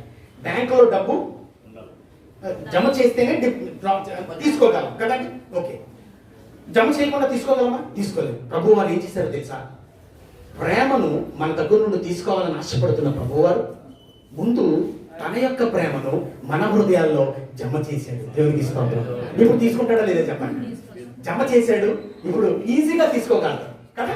జమ చేయబడ్డానికి మనం ఏం చేయాలంటే సన్నిధిలో గడపాలి, అంతే. మనం సమయం గడపాలి దేవుడితో. సమయం గడుపుతూ ఉంటే ప్రేమ చేత నింపడతాం. ఆటోమేటిక్ గా అవన్నీ మన యొక్క అవసరాలు అన్నీ తీరుతాయి. మినిస్ట్రీ, అది వ్యాపారం, లేదా పనులు, మన సొంత విషయాలు, పిల్లల విషయాలు, కుటుంబం అన్నీ తీరుతాయండి. రహస్యం అంతా ఎక్కడ ఉందనంటే, మన సమస్యలన్నింటికీ పరిష్కారం ఎక్కడ ఉందంటే దేవునితో సమయం గడపడం దగ్గర ఉంది. దేవుడితో సమయం గడపడం దగ్గర ఉంది. ఇప్పుడు దేవుడితో సమయం గడపడం దగ్గర ఉంది. సో మనం డిపాజిట్ చేస్తేనే డ్రా చేసుకోగలం. అలాగన దేవుని చేత డిపాజిట్ చేయబడతాం అనమాట. చేయబడితే మనం ఏమవుతుంటే ఈజీగా ఆయన ప్రేమించగలం. ఇప్పుడు చెప్పండి, కేజీ డిపాజిట్ చేశాడు, కనీసం 1/2 కేజీ అయినా ఇవ్వగలం కదా మనం ఆయనకి. కేజీ డిపాజిట్ చేస్తే 1/2 కేజీ, అంతే కదా, అంతే కదమ్మా. కేజీ డిపాజిట్ 10 కేజీలు ఇవ్వడాడు ఆయన ఏమీ అన్యాయసుడేం కాదు. అది కూడా ఎంత ఆయన తెలుసుకుంటే అంత ప్రేమిస్తామంట. ఎంత ప్రేమిస్తే అంత ఎదుగుతామంట. దేవునికి మహిమ కలుగుగా. ఎంత తెలుసుకుంటే, ఎలా చెప్పినా తెలుసుకోవడం జాగ్రత్త దగ్గరగా తెలుసుకోవాలి. ఫెలోషిప్ లో తెలుసుకుంటాం. ఎంత తెలుసుకుంటే అంత ప్రేమిస్తాం, ఎంత ప్రేమిస్తే అంత ఎదుగుతాం పిల్లలు. ఓకే, కేజీ ప్రేమ చేతే జమ చేయబడ్డాం. అయితే ఆ కేజీ ప్రేమ కనీసం 1/4 కేజీ ఈజీగా మనం ఇవ్వగలం కదా. అప్పుడు మనం చెప్పగలం ప్రేమించేదని అధికము కానీ కదా. అధికంగా ప్రేమించాలనుకునే మనం దేవుని చేత అధికంగా ప్రేమింపబడాలి. ఏం చేయాలి? ఆయన సిద్ధంగా ఉన్నాడు కదండి. ఆయన సిద్ధంగా ఉన్నాడు ప్రేమించడానికి. ఆయన మొదట ప్రేమించను కనుక మనము ప్రేమించుచున్నాము. మొదట ప్రేమించడు. అర్థం నాకు చెప్తాను. నేను ఎయిర్ ఫోర్స్ లో పనిచేస్తున్న రోజుల్లో ఏదైనా ఆఫ్ కావాలనుకోండి, పని ఉంది, ఆ రోజు సెలవు కావాలి. బాస్ దగ్గరికి వెళ్ళి సార్ మాకు ఈరోజు ఈ పూట అంటే మధ్యాహ్నం పూట కొంచెం సెలవు కావాలండి అని అడిగితే ఆయన ఏమన్నాడు తెలుసా? 2 రోజులు సెలవు తీసుకునేవాడు. ఏమనేవాడు? 2 రోజులు కనబడుతుంది అసలు, నో ప్రాబ్లం, నీ పని ఏంటో మొత్తం చక్కబెట్టి, పూర్తిగా చక్కబెట్టిన తర్వాత నువ్వు రా, నో ప్రాబ్లం అనేవాడు. అంటే ఆయన ఏం చేశాడు అన్నమాట? ప్రేమని ఏం చేశాడు? డిపాజిట్ చేశాడు నాలో, రైట్? ఇప్పుడు పని వచ్చినప్పుడు, పని ఉన్నప్పుడు అర్ధరాత్రి సైతం కూర్చోబెట్టుకుని పని చేయించుకునేవాడు. దేవునికి ఇష్టం. ఇప్పుడు చెప్పండి, ఆ ప్రేమ. ఇప్పుడు మనకి పని ఉంది కానీ ఈ రోజు నైట్ కూర్చొని పని చేయాలి అంటే నేను మాట్లాడకుండా నోరు మూసుకొని పని చేస్తాను. కారణం ఏంటో తెలుసా? ఆల్రెడీ ప్రేమ చేత నన్ను ఆయన దోచేసుకున్నాడు. ఆయన ఏం చేశాడంటే ప్రేమ జమ చేసాడు నాలో. కనుక నేను భారంగా చేస్తానా, సంతోషంగా చేస్తానని చెప్పండి? సంతోషంగా చేస్తాను. కారణం ఏంటంటే ఆయన డిపాజిట్ చేశాడు. అదే కనుక ఆఫ్ అడిగాను, సెలవులేదు ఎక్కువ మాట్లాడు అన్నాడు అనుకోండి, రైట్, అలాగే అంటాం. దాని తర్వాత నువ్వు నైట్ ఉండాలంటే మనం తిట్టుకుంటూ పని చేస్తాం. బాస్ కనుక ఏదో చేయాలి తప్పదు కనుక ఏం చేస్తాం? ఏంటో బాబు వీడు అంటాం, అంతే కదండి. కానీ మన ప్రభు అంటాడు కాదు, దేవుడు మంచివాడు, దయాళుడు. మన ప్రభు ఎవరండి? దయాళుడు. మొట్టమొదటి ఇస్తాడు, దాని తర్వాత తీసుకుంటాడు. దేవునికి స్తోత్రం. ప్రేమ చేత నింపాడు. ప్రేమ ఎంత ఎక్కువగా నింపబడితే అంత ఎక్కువగా మనం ప్రేమించగలం. ఎంత ఎక్కువగా ప్రేమిస్తే అంత ఎక్కువగా ఎదగలం. ఎంత ఎక్కువగా ఎదిగితే అంత ఎక్కువ పని చేయగలం ఆయన కొరకు. దేవునికి మహిమ కలుగుగా. అద్భుతం ఆటోమేటిక్ అండి. మినిస్ట్రీ ఫ్లో అవుతుందంట. మినిస్ట్రీ ఫ్లో అవుతుంది అంతే. నీకు దాని కొరకు ప్రయాసపడాల్సిన పని లేదు. ప్రయాసపడాల్సిందంతా దేవుడితో మన సమయం గడపడం మీద దృష్టి పెట్టి ప్రయాసపడాలి పిల్లలు. సో ఆయన డిపాజిటెడ్ డ్రా అన్నమాట. ఈ ప్రకారంగా ఆయన తన ప్రేమను మన హృదయాల్లో డిపాజిట్ చేశాడు 6 ప్రకారంగా. కనుక మనం ప్రేమించగలుగుతున్నాం పిల్లలు. సో ప్రేమకి ఇప్పుడు చెప్తాను. ఓకే, ప్రేమ చేత నింపబడుతున్నాం. మనం నింపబడి ప్రేమిస్తున్న వాళ్ళు ఏం చేయాలో అనేవి కొన్ని విషయాలు చెప్పి నేను కొంచెం ముందుకెళ్తాను. ప్రేమిస్తున్నాం అని చెప్పడానికంటే మొట్టమొదట పదాలతో చెప్తామంట. మొట్టమొదటి దేంతో చెప్తాం? పదాలతో కదా. ఐ లవ్ యూ అంటాం కదా, నేను నిన్ను ప్రేమిస్తున్నాను అంటాం కదా. పదాలతోనే కదా చెప్తాం. అది పిల్లలతోనైనా, మన భార్య భర్తలతోనైనా, లేకపోతే మన ఫ్రెండ్స్తోనైనా కదా, పదాలతో చెప్తాం ప్రేమిస్తున్నాం అంటారు. అది చౌకబారు వ్యక్తీకరణ అంట. అంటే cheapest way of form of expression అంట. అంటే కేవలం మాటలతోటే కాదు ప్రేమ అనేది కదా. స్నేహితుడు ఉన్నాడు, నువ్వు అంటే నాకు చాలా ఇష్టం రాను అంటే ప్రేమ అంటావు, కానీ ఆ స్నేహితుడికి ఎప్పుడు సాయం చేయి. వాడు ఎలా ఫీల్ అవుతాడండి, కేవలం మాటలు మాట్లాడతాడు, అసలు జేబులో మాత్రం పైసా తీయడం అంటాం అంతే కదా. సో అంటే మాటలతో చెప్పాలి, మాటలతో చెప్పాలి. అదే మనం పాటలతో దేవునితో తెలియజేస్తా ఉంటాం పాటలతో కదా. నువ్వంటే మాకు చాలా ప్రేమ ప్రభు. అయితే దాని వెనకాల డీడ్స్ ఉండాలి, అంటే కార్యాలు ఉండాలి, క్రియ ఉండాలి. ప్రేమ వెనకాల రెండోది మొట్టమొదటి మాటలు, తర్వాత చేతలు, క్రియ ఉండాలి, క్రియ ఉండాలి. ఆ క్రియ కోసం మనం ఏం చేస్తామంటే దేవుడికి ఇస్తాం. దేవుడికి ఏమి ఇస్తామండి? దేవునికి క్రియ కోసం మనం ఏం చేస్తామంటే ఇస్తాం. పిల్లలు ఉన్నారు, ప్రేమిస్తున్నారంటే వాళ్ళ కోసం ఏదో ఒకటి కొని పెడతాను, ఇస్తాను ప్రేమకు ప్రతీకగా. సో దేవుడికి కూడా మనం ఇవ్వాలి. ఏమేమి ఇవ్వాలంటే మన యొక్క తలాంతుల్ని, అంటే మన సామర్థ్యాన్ని ఇవ్వాలి. టాలెంట్, టైం అండ్ ట్రెషర్ అన్నారు. Talent, time and treasure. మన యొక్క సామర్థ్యాన్ని ఇవ్వాలి, తర్వాత మన సమయాన్ని ఇవ్వాలి, తర్వాత మన యొక్క సొమ్ముని ఇవ్వాలి. దేవునికి స్తోత్రం. ఏంటంటే మన యొక్క సామర్థ్యాన్ని ఇవ్వాలి. టాలెంట్, సామర్థ్యం, దేవుడు సామర్థ్యం పెట్టాడు మనలో డెఫినెట్గా. అది ఆయన కొరకు పెట్టుకున్నాడు, ఎవరెవరి కొరకు వాడడానిక. సామర్థ్యం ఇవ్వాలి, తర్వాత సమయం ఇవ్వాలి, సమయం కూడా ఆయన ఇచ్చింది. తర్వాత ఆయనతో గడుపుతుంటాడుగా దేవుడు మనకు సొమ్మిస్తాడు, ఇచ్చిన దాంట్లో నుండి మనం ఆయనకి చెల్లించాలి. అంతే తత్సం, ఇవ్వాలి. జనరల్గా సేవకులంగా దశమ భాగాలు ఎలాగ ఇవ్వాలి, ఏమి ఇవ్వాలి, కానుకలు ఇవ్వాలి అని కొంచెం సందేహాలు ఉంటాయి. నాకు ఉండే, అంటే ఈ ప్రసంగం అంతా నాకు చేసుకున్న ప్రసంగం అంటే నా అనుభవం ఉంటే నీకు తెలియజేస్తాను. మీకు తెలియదని కాదు, మీరు ఇంకా అద్భుతంగా ఎరిగిన వారు ఉంటారు, కానీ దేవుడు అవకాశం ఇచ్చాడు మాట్లాడుతున్నాను. సో దశమ భాగం గురించి మాట్లాడుకుంటే జనరల్గా చాలా మంది అనుకుంటాం ఏంటంటే మనం తీసుకునే వాళ్ళమే కానీ మనం ఇచ్చేవాళ్ళం కాదు అనుకుంటూ ఉంటాం, కానీ అది రాంగ్. అది రాంగ్. ఎలాగివ్వాలి చెప్తాను నేను. మనకి జనరల్గా సంఘాలు ఉంటాయి కదా, మన అందరికీ సంఘాలు ఉంటాయి. అది దేవుడు అన్నాడు మందిరపు నిధిలోనికి తీసుకుంటారండి అన్నాడు. మరి మనం దశమాగా తీసుకెళ్ళి మనం మందిరంలో వేసేస్తాం కదా, అయిపోయింది కదండి అనుకుంటాం మనం. దేవుడు నాతో దీని గురించి అడిగాను అసలు ఏంటి ప్రభు దీని విషయం ఏంటి అని అడిగితే దేవుడు నాకు చెప్పాడు, స్వయంగా చెప్పాడు. ఏమన్నాడంటే బయట నుండి వచ్చే దానిలో నుండి దశమ భాగం మందిరంలో వేయి. జాగ్రత్త వినాలి. బయట నుండి వచ్చే ఆఫరింగ్స్ లో నుండి దశమ భాగం మందిరంలో వేయి. మందిరంలో వచ్చే ఆఫరింగ్స్ యొక్క దశమ భాగం బయట సేవకులకి ఇచ్చే అన్నాడంటే. దేవునికి స్తోత్రం. నీకు అర్థమైంది అనుకుంటా. ఇప్పుడు ఫర్ ఎగ్జాంపుల్ పెన్షన్ వస్తుంది. తర్వాత ఆయన చోట్లకి మెసేజెస్ వెళ్తా ఉంటాం, దేవుడు కానుకలు ఇస్తూ ఉంటాడు. ఇదంతా బయట నుండి వచ్చింది. దానికి ఏం చేయాలి? 30,000 వచ్చింది అనుకుందాం. 30,000 నుండి ఏం చేయాలి? 3,000 తీసేసి నేను మందిరంలో వేసి, ఎందుకంటే నాకు మందిరం లేదు, నా మందిరమే మందిరం. అంతే కదండి. మందిరపు నిధిలోనికి తీసుకుంటానంటే ఎక్కడికో వెళ్ళి వేయాలి కదా, మన మందిరంలో మనం వేస్తాం. బయట నుండి వచ్చే ప్రతి దానికి కూడా మనం మందిరపు నిధిలో వేస్తాం. వేసిన తర్వాత ఇంకా సభ్యులు కూడా వేశారు. అందులో వేసిన తర్వాత అందులో నుండి దశమ భాగం తీసి మరలా మీరు మందిరంలో వేయడం కాదు, ఇంకా ఆ రిపీట్ చేస్తా కూర్చోంటే ఇంతే, అది కాదు. సో బయట నుండి వచ్చిన దానిలో నుండి దశమ భాగం తీసి మందిరంలో వేసాం. మందిరంలో మనం వేసింది, సంఘ బిడ్డలు ఇచ్చింది, వాటన్నింటికి సంబంధించిన దశమ భాగాన్ని తీసి మనకు తెలిసిన సేవకులు ప్రార్థన చేస్తే నడిపించి ఇచ్చే సేవకులకి మనం ఆ దశమ భాగం ఇచ్చేస్తా ఉండాలి. అంతే. దేవుడికి ఇస్తాం. ఇవ్వడాన్ని బట్టి మనం ఆశీర్వాదింపబడతాం. ఇవ్వడాన్ని ఎత్తడం అన్నాడు. తర్వాత ఆయన ఆశీర్వాదాలేమో పంట అన్నాడు. పంట కదా, ఎత్తడం కోయడం. Reaping and harvesting. మనం ఇస్తాం, దేవుడు ఇస్తాడు. ఎప్పుడు కూడా మనం ఇచ్చేది తక్కువ, దేవుడు ఇచ్చేది ఎక్కువ.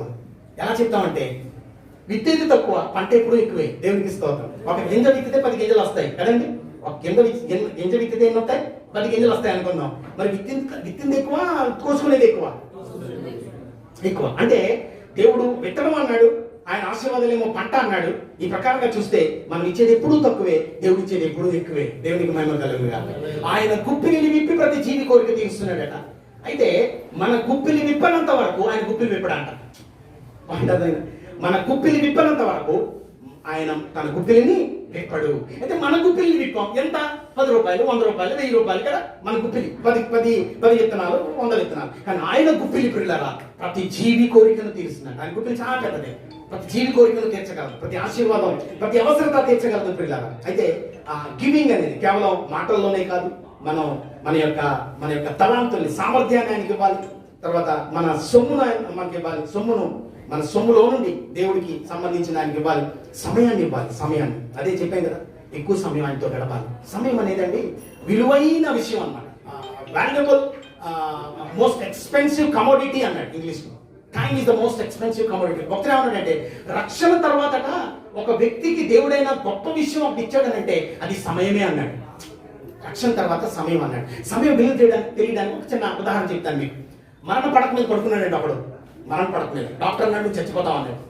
కావచ్చు ఒక గంటలో కావచ్చు, రోజులో కావచ్చు, వాళ్ళు చచ్చిపోతా ఉన్నాడు. ఇప్పుడు వాళ్ళ దగ్గరికి వెళ్ళి నీకు డబ్బు ఇస్తాను, నీకు ఆస్తి ఇస్తాను, నీకు పదవి ఇస్తాను, నీకు ఫలాన్ని ఇస్తాను, అది ఇస్తానంటే వాడు అంగీకరిస్తాడు. లేకపోతే నీకు ఏం కావాలి బాబు అని అడిగితే వాడు ఏం తెలియదు ఏమంటాడు చెప్పండి? ప్రాణం అంటాడు. ప్రాణం అంటే అర్థం ఏంటి? టైం అడుగుతాడు. నాకు ఇంకొక సంవత్సరం అనుగ్రహించు హిజ్కియా కదా. ప్రవక్త వచ్చామంటాడు చచ్చిపోతావు అన్నాడు. దేవుడు చెప్పాడు నువ్వు చచ్చిపోతావు అన్నాడు. హిజ్కియా గోడ వైపు తిరిగి ప్రార్థన చేసి ప్రభువా జ్ఞాపకం చేసుకోను ఆయన, యథార్థ హృదయుడని నీ సన్నిధిలో నేను ఎలా నడుచుకున్నాను నువ్వు జ్ఞాపకం చేసుకుని ఆయన అంటే మళ్ళీ ప్రవక్త చెప్పాడు నువ్వు మళ్ళీ అక్కడికి టైం ఇచ్చాడు. టైం ఏంటో తెలుసా? 15 సంవత్సరాలు. దేవునికి స్తోత్రం. టైం వచ్చిందంటే లైఫ్ వచ్చింది అనమాట. Time is life. సమయమే జీవం ప్రియుల, సమయమే జీవం. అయితే టైం వేస్ట్ అయిందంటే లైఫ్ వేస్ట్ అయిపోద్ది అనమాట. దేవునికి స్తోత్రం. టైం వేస్ట్ అయిందంటే మన జీవితాలు ఏం వేస్ట్ అయిపోతామా? లైఫ్ వేస్ట్ అయిపోద్ది అనమాట. టైం అంట జనాలు ఏం చేస్తారంటే అయితే ఇన్వెస్ట్ చేస్తారట, లేకపోతే వేస్ట్ చేస్తారంట. దేవునికి స్తోత్రం. చెప్తాను అంటే పెట్టుబడిగా పెడతారంట, లేకపోతే వ్యర్థపరిచేస్తారంట సమయాన్ని. సమయం ఇప్పుడు సమయం ఒక విలువ తెలియడానికి అంతకుముందు కూడా చెప్పాము లేదు తెలీదు. కొన్ని ఉదాహరణలు ఉన్నాయి. ఏమనంటే యాక్సిడెంట్ నుండి అప్పుడే తప్పించుకున్నామని అడిగితేనంట సెకండ్ యొక్క విలువ తెలియడానికి యాక్సిడెంట్ నుండి అప్పుడే జస్ట్ తప్పించుకున్నామని అడిగితే సెకండ్ యొక్క విలువ చెప్తాడంట. అంటే తెలుసా ఆ సెకండ్ లో కనుక నేను తప్పించుకోకపోతే నా పని మటాష్ అంటాడు అన్నమాట. సెకండ్ యొక్క విలువ తెలియాలంటే ask a person who has just escaped from an accident అంటాడు. If you want to know the value of a second యొక్క విలువ తెలియాలంటే యాక్సిడెంట్ నుండి జస్ట్ తప్పించుకున్న వ్యక్తి అని చెప్తాడట. తర్వాత ఇంకా ఉన్నాయి. సంవత్సరం దగ్గరికి వెళ్ళిపోదాం. సంవత్సరం యొక్క విలువ తెలియాలంటే ఫెయిల్ అయిపోయింది అడగాలంట. అవును అడగాలంట. అబ్బా సంవత్సరం అండి ఎంత వేస్ట్ అయిపోయింది. కారణం ఏంటో తెలుసా? ఆ సమయాన్ని వ్యక్తపరిచాడు. వాడు ఏం చేశాడండి? ఆ సమయాన్ని కనుక వాడు పెట్టుబడిగా పెట్టుంటే, అంటే చదువుకొని ఉండుంటే వాడు ఏమై ఉండేవాడు? పాస్ అయి ఉండేవాడు. ఈ రోజున దేవుడు మనకి ఇచ్చిన సమయాన్ని పెట్టుబడిగా దేవుని సన్నిధిలో మనం గడుపుతా ఉంటే అది అద్భుతమైన రిజల్ట్స్ తీసుకొస్తుందండి. లేకపోతే వేస్ట్ అయిపోతుంది లైఫ్ వేస్ట్ అయిపోతుంది, మినిస్ట్రీ వేస్ట్ అయిపోద్ది. ఒక భక్తుడు అంటాడు కనీసం 3 గంటలు దేవుడి సన్నిధిలో గడపకపోతేనంట భక్తుల యొక్క పరిచర్యలంట అక్కడతో ఆగిపోతాయంట. ఆ మాట విన్నాక నాకు చాలా బాగా అనిపించింది, గుండెల్లో పొడిచినట్టు అనిపించింది. మన పరిచయం మనతోటి అయిపోవాలండి, లేకపోతే మన పిల్లలు కొనసాగించాలా? చెప్పండి, కొనసాగించాలి. అంటే భక్తులు అంటే తెలుసా 3 గంటలకు తక్కువ నువ్వు ప్రార్థన చేసావంటే నీ పరిచయం నీతోటి ఆగిపోద్ది. కానీ నువ్వు ప్రార్థనాపరుడు అనుకో నీ పరిచయం కొనసాగుతుందంటే తరతరాలు. నీ బిడ్డల్ని నేను చూస్తాం, నీ ఏంటంటారు బిడ్డల్ని ఆస్తికర్తలుగా చేస్తాం. ఇవన్నీ కూడా మనం చూస్తాం దేవుడితో మనం సమయం గడిపినప్పుడు. నాణ్యమైన నిలకడైన ఏకాంత సమయం, ఏకాంత సమయం, కన్సిస్టెంట్ క్వాలిటేటివ్ క్వైట్ టైం. ఇది మనం మర్చిపోకూడదు. ఓకే, సంవత్సరం సంగతి. నెల విలువ తెలియాలంటేనంట గర్భవతులను అడిగితే చెప్తారట. అంటే గర్భవతిని కూడా కాదు, ఒక మాసము నిండకుండానే బిడ్డకి జన్మనిచ్చేసిన తల్లిని అడిగితే చెప్తుందట. Premature, ask a mother who gave a premature birth to a baby if you want to know the value of a month అన్నాడు.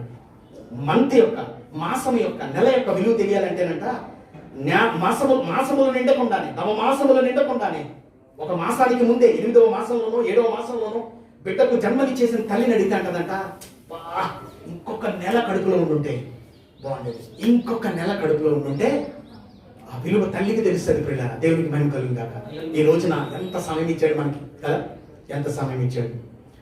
అయితే ఆ సమయాన్ని సద్వినియోగపరచు. అదే భక్తుడు అంటాడు సమయమును పోనివ్వక సద్వినియోగపరచుకొని అజ్ఞానుల వలె కాక జ్ఞానుల వలె నడుచుకోండి అన్నాడు. సో ప్రభు ఏమంటాడంటే నా పని కాదు, నన్ను కోరుకోండి ముందు. మీకు ఉదాహరణ చెప్తాను. భార్య భర్తలు ఉన్నారండి, భార్య ఉంది, నీవు పెట్టే ఆహారం కావాలి నాకు, నీవు పెట్టే వస్త్రాలు కావాలి నాకు, తర్వాత నీవు ఇచ్చే నివాసం కావాలి, నీవు ఇచ్చే సౌకర్యాలు కావాలి, కానీ నువ్వు వద్దు అన్నదనుకోండి బతికెలా ఉంటుందండి? అలాగే భార్యతో భర్త అని అన్నాడు అనుకోండి ఎలా ఉంటుంది భార్యకి? పిల్లల తల్లిదండ్రులతో డాడీ మమ్మీ మీరు అసలు వద్దు, మాకు అన్నీ కావాలి, అన్నీ ఇవ్వండి, మాకు కావాల్సింది ఇవ్వండి, కానీ మీరు మాత్రం వద్దు అంటే ఎలా ఉంటుందండి? ఈ రోజున ప్రభువు ఇచ్చేవి కావాలని కోరుకుంటున్నామేమో. దయచేసి నాకు క్షమించాలి, అంటే మీరని కాదు, మనకి ఇంకెక్కడన్నా వినియోగించడానికి ఉపయోగపడే మాటలు. ప్రభు ఇచ్చేవి కావాలని కోరుకుంటున్నారు క్రైస్తవ సమాజం కూడా, విశ్వాసులు కూడా కదండి. ఇచ్చే వాటి వరకు వేగురు పడుతున్నారు, కానీ ఆ ప్రభువును కోరుకోవడం లేదు. పిల్లలు కోరుకోవడం నిజంగా ఆయన్నే కోరుకుంటే ఆయన ఇచ్చేవి తప్పకుండా మన వెంట వస్తాయి. యెహోవా నా కాపరి, కృపాక్షేమాలు నా వెంట వస్తాయి అన్నాడు. నాకు లేమి కలగదు అన్నాడు, కృపాక్షేమాలు నా వెంట వస్తాయి అన్నాడు. నిజంగా ఆయన మనం కోరుకోగలిగితే అద్భుతం జరుగుతుందండి, అద్భుతం జరుగుతుంది. మన టైం అయిపోతున్నట్టుంది. అయితే రైట్, మనం చేయాల్సింది బాగానే మనం మాట్లాడుకున్నాం. మరి దేవుడు చేసేది కూడా కొన్ని విషయాలు మీకు నేను తెలియజేస్తాను. దేవుడు చేసేది ఏలియా జీవితంలో తన ద్వారా గొప్ప అద్భుతాలు మనం చేసినట్టుగా చూస్తున్నాం. మొదటి రాజు 17వ అధ్యాయం ముగించేద్దాం. జస్ట్ ఒక 5 నిమిషాలు, 12:56 అవుతుంది, నో ప్రాబ్లం. ఒక 5 నిమిషాలు. ఇవి రెఫరెన్స్లోకి వెళ్ళదు, కానీ నేను మామూలుగా చెప్పేస్తాను మీకు. ఏలియాని అంటే దేవుడితో సమయం గడిపినప్పుడు అసలు దేవుడు ఏం చేస్తాడు, దేవుడు ఏం చేస్తాడు అసలు మన సంగతే. ఓకే, మేము చేయాల్సింది బాగానే, అంటే మనం చేయాల్సింది దేవుడు అడుగుతాడు, బాగానే ఉంది. మరి ఆయన ఏం చేస్తాడు? వాస్తవం చెప్పాలంటే ఆయన చేయాల్సింది మనం చెప్పాల్సిన లేదు, ఆయన తప్పకుండా చేస్తాడు కదండి. మనం చేయాల్సిన దాని మీద దృష్టి పెట్టాలి, దాని మీద దృష్టి పెట్టాలి. అది ఏలియా విషయంలో జరిగింది తెలుసా? మొదటి రాజు 17వ అధ్యాయం ఏముంటుందంటే, కాకికి ఆజ్ఞాపించాడట ఆహారం పెట్టమని. అది ఉదయం సాయంత్రము ప్రతిరోజు ఉదయం సాయంత్రం ఆహారం తీసుకుని వస్తుందంట. ఏలియాని కాకి ద్వారా పోషించినట్లుగా చూస్తున్నాం. విషయం ఏంటంటే, కాకి అంటే అసలు కాకి ఆహారం తీసుకొస్తుందని మనం అనుకోం. అంటే ఊహించని రీతిలో దేవుడు పోషిస్తాడు మనల్ని. దేవుడికి మహిమ కలుగుగా. అంటే ఊహించమ్మా, మనం దేవుడితో సమయం గడుపుతున్నప్పుడు మన యొక్క అవసరం ఎలా తీరుతుంది అంటే అసలు ఊహించని రీతిలో తీరుతుంది అన్నమాట. ఊహించని రీతిలో తీరుతుంది. ఊహించిన రీతిలో తీరవచ్చు, ఊహించని రీతిలో కూడా తీరుతుంది. అంతేకాదు ఉదయము సాయంత్రం అని అంటే అది నిలిచిపోని సరఫరా, కంటిన్యూస్ సప్లై అన్నమాట. Continuous supply. దేవుడు ఎలాంటి అంటే అవసరత ఏర్పడక ముందే సరఫరాని విడుదల చేసే దేవుడు అంట. దేవునికి మహిమ కలుగుగా. అవసరత ఏర్పడక ముందే సరఫరాని, అంటే అవసరత ఏర్పడిందని మనకు ఏర్పడినప్పుడు తెలుస్తుంది, కానీ భవిష్యత్తు ఎదిగిన దేవుడు ఫలానా సమయానికి ఫలానా రోజుకి ఈ భక్తుడికి అవసరత ఏర్పడుతుందని సరఫరాని ఎప్పుడో విడుదల చేసేస్తాడట. ఎప్పుడంటే మనం ఆయనతో సమయం గడుపుతూ ఉంటే. ఉదాహరణ చెప్తాను. మన రక్షణ మనల్ని చేయడానికి ముందే దేవుడు రక్షణ ఏర్పాటు చేశాడట. బైబిల్లో ఉంది మాట కదండి. జగత్తు పునాది వేయబడకుండా వధింపబడిన గొర్రె. ఈవెన్ మనం చేయలేదంటండి, మనల్ని చేయలేదు, కానీ మనకు ఒక రక్షణ అనేది అవసరం పడుతుందని దేవుడు మనం చేయకముందే ఆ రక్షణ ప్రణాళిక వేసాడు. ఎంత గొప్ప దేవుడు! మన అవసరతకు ముందే మన యొక్క అవసరతకు ముందే ఆయన సరఫరాని విడుదల చేసే దేవుడు, అవసరతను తీర్చడానికి. అది అంటే ఊహించని రీతిలో మన అవసరత ఆయన తీరుస్తాడు. అనగా మనం వెళ్ళని ప్రదేశాలకు కానీ, లేకపోతే మన కొరకు తెరవబడని ద్వారాలు కానీ, లేకపోతే ఇప్పటివరకు తాకని డబ్బు కానీ, ఇవన్నీ దేవుడు ఇస్తాడు. కానీ ఆయనతో మనం సమయం గడిపే వాళ్ళని ఉండాలి. తర్వాత రెండోది ఏంటంటే, అక్కడ నుండి సారెపతో అనే బలహీన స్త్రీ దగ్గరికి పంపించాడు, విధవరాల దగ్గరికి పంపించిన తర్వాత ఆమె అంటుంది, కొంచెం అప్పం చేసి తీసుకుని పట్టరా అంటే, పట్టెడు పిండి పుట్టెడు నూనె ఉంది, ఇవి నేను నా కుమారుడు చేసుకొని తిని చనిపోదాం అనుకుంటున్నామనంది. గమనించాలి. అంటే ఆమె అది ముగింపు అనుకుంటుంది. ఆమె ఏమనుకుంటుందండి? ముగింపు అనుకుంటుంది. మనం కూడా ఇదే నా ముగింపు కాబోలు అనే గడియలు మన జీవితాల్లో ఏర్పడతాయి. కానీ దేవుడు అంటే తెలుసా, ఇది ఇక్కడ నుండి నూతన ప్రారంభం అంటాడు. దేవునికి స్తోత్రం కలుగుగాక. కొత్తగా ప్రారంభిస్తాడు. అక్కడ నుండి ఏం చేస్తాడన్నా? కొత్త ప్రారంభాన్ని చేస్తాడు. అలా చేసిన తర్వాత అసలు ఆ కరువు అంతట్లో కూడా వాళ్ళు గుడ్డిలో నూనె అయిపోలేదు, తొట్టిలో పిండి అయిపోలేదు. వాళ్ళు పోషింపబడినట్లుగా మనం చూస్తున్నాం. ప్రియులారా, దైవజనుడిని పోషించడానికి కాదు అక్కడ దేవుడు ఆ దైవజనుడిని పంపించింది, కానీ ఆ విధవరాల్ని పోషించడానికి, కుమారుడిని పోషించడానికి దైవజనుడిని పంపించాడు. ప్రియులారా, దేవుడే మనతో ఉంటే మన అవసరతలన్నీ ఆ ప్రకారంగానే తీరుతాయి. అయితే ఆమె విధేయత చూపింది. విధేయతలో ఆశీర్వాదాలు అన్నమాట. ఆశీర్వాదాలు. నయమాను విధేయత చూపాడు, కుష్ఠరోగం నుండి స్వస్థత పొందాడు. బెతెస్దా అనే కోనేరు దగ్గర 38 ఏళ్ల నుండి పడున్నాడు. స్వస్థపడగోరుచున్నావా అన్నాడు. స్వస్థపడగోరుచున్నావా అని అంటే జనరల్ గా వాడు చెప్తున్నాడు, నీళ్లు కదిలింపబడుతున్నాయి, దేవదూత వస్తున్నాడు, మొదటి వెళ్ళినోడు పడుతున్నాడు, నేను వెళ్ళలేకపోతున్నాను, కథ అంతా చెప్పుకొని వస్తున్నాడు. అయితే వాడు ఆలోచించింది ఏంటంటే, అసలు స్వస్థపడ్డం అనే విధానం దేవదూత వస్తాడు, నీళ్లు కదిలిస్తాడు, నేను ఎవరైతే మొట్టమొదటిగా వెళ్తారో వాడే స్వస్థత పడతారు అని ఆ పద్ధతినే పట్టుకుని ఉన్నాడు వాడు. కానీ పద్ధతుల్ని మార్చగలిగిన దేవుడు తన మాట ద్వారా లే అన్నాడంటే స్వస్థత వచ్చాడు. దేవునికి మహిమ కలుగును గాక. దేవుని ఎప్పుడు కూడా లిమిట్ చేసేయకూడదు. దేవుడు మనం ప్రార్థన చేస్తాం, మన అవసరతలు కూడా ఇలాగే తీరుతాయి కావాలి అనుకుంటాం. లేదు, మనం అనుకున్న రీతిలో, ఊహించని రీతిలో దేవుడు అవసరతలు తీర్చడానికి సిద్ధంగా ఉన్నాడు పిల్లరా. చేపలో సిక్కలు పెట్టిన దేవుడు మన బ్యాంక్ అకౌంట్ లో డబ్బులు పెడతాడు పిల్లరా. మన దేవుడితో సమయం గడిపినప్పుడు ఆయనకు అసాధ్యమైంది ఏది లేదు. తర్వాత పుట్టిగుడ్డోడు కదండి, యోహాను సువార్త 9వ అధ్యాయంలో దేవుడు ఎలా మార్చాడంటే, ఆ మాట ఏమి చెప్తానంటే, రాశాడు, ఉమ్ము వేసి సలేవా రాసిన తర్వాత సిలోయమని కొన్నిటికి వెళ్ళి కడుక్కో అన్నాడు. అది ఇదే చూపు ఉండకపోతే చూసావులే, మట్టి తీసావు రాసావు కానీ నువ్వు సిలోం కోనటికి వెళ్తే చూపు వచ్చేది అనుకున్నాడా? అలా అనుకున్నట్టు పరిస్థితి ఏంటి? విధేయత చూపాడంటే, క్వశ్చన్లెస్ ఒబీడియన్స్, తిరిగి ప్రశ్నించని విధేయత అంతే. దేవుడు చెప్పాడు, మనం విధేయత చూపాలంతే. ఇప్పుడు ప్రేమలో ఇంకొక భాగం ఏంటంటే, మనం మాట ద్వారా, క్రియ ద్వారా, అంతేకాదు విధేయత ద్వారా కూడా ప్రేమ చూపిస్తున్నామని తెలియజేయాలి. అబ్రహాము విధేయత చూపాడు పిల్లల. అసలు మన సేవకులం అంటే దేవుని యొక్క హృదయాన్ని లోకానికి మోసుకొని వెళ్ళే వాళ్ళం అయి ఉన్నామన్నమాట. దేవునికి స్తోత్రం. Nothing but carrying the heart of God.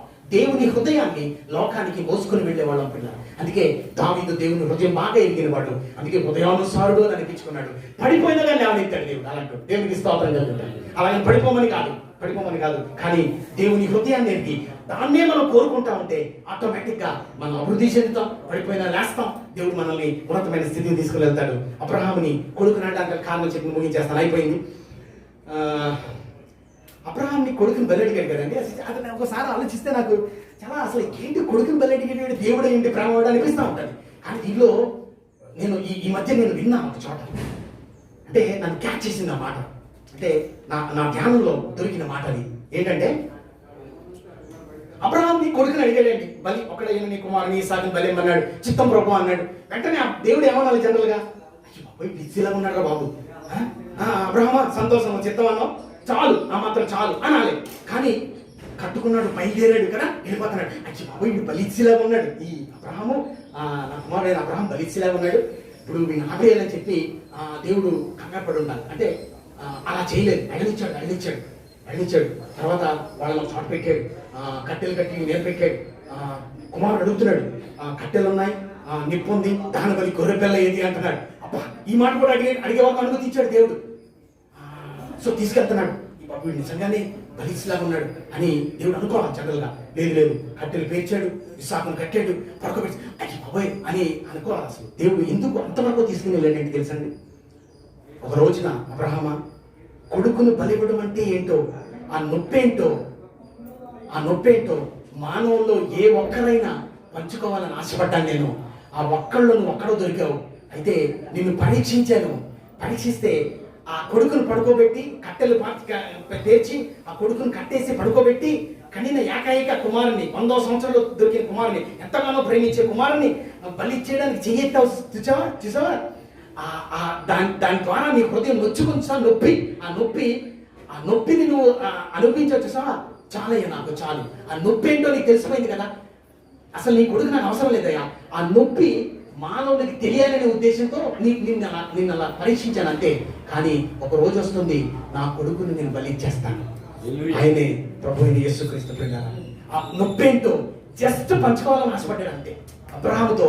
ఆ నొప్పి అదే చెప్పాను కదా, దేవుని హృదయం ఆయన సేవకులను మనతో పంచుకోవాలని ఆశపడుతున్నాడు. ఆయన ఆ హృదయాన్ని కోరుకోవాలి మనం. ప్రభు అసలు నువ్వేం కోరుతున్నావు, నా నుండి నువ్వేం కోరుతున్నావు, నేనేం చేయాలని కోరుతున్నావు, నేను ఎంతగా నీకు ఇవ్వాలని ఆశపడుతున్నావు, నా ప్రేమ నేను ఎంత ఇవ్వగలను ప్రభు, ఎంతగా నింపబడి ఎంత ఇవ్వగలను అన్నట్లుగా ఆయనతో గడిపే విధానంలో మనం ముందుకు సాగాలి ప్రియులారా.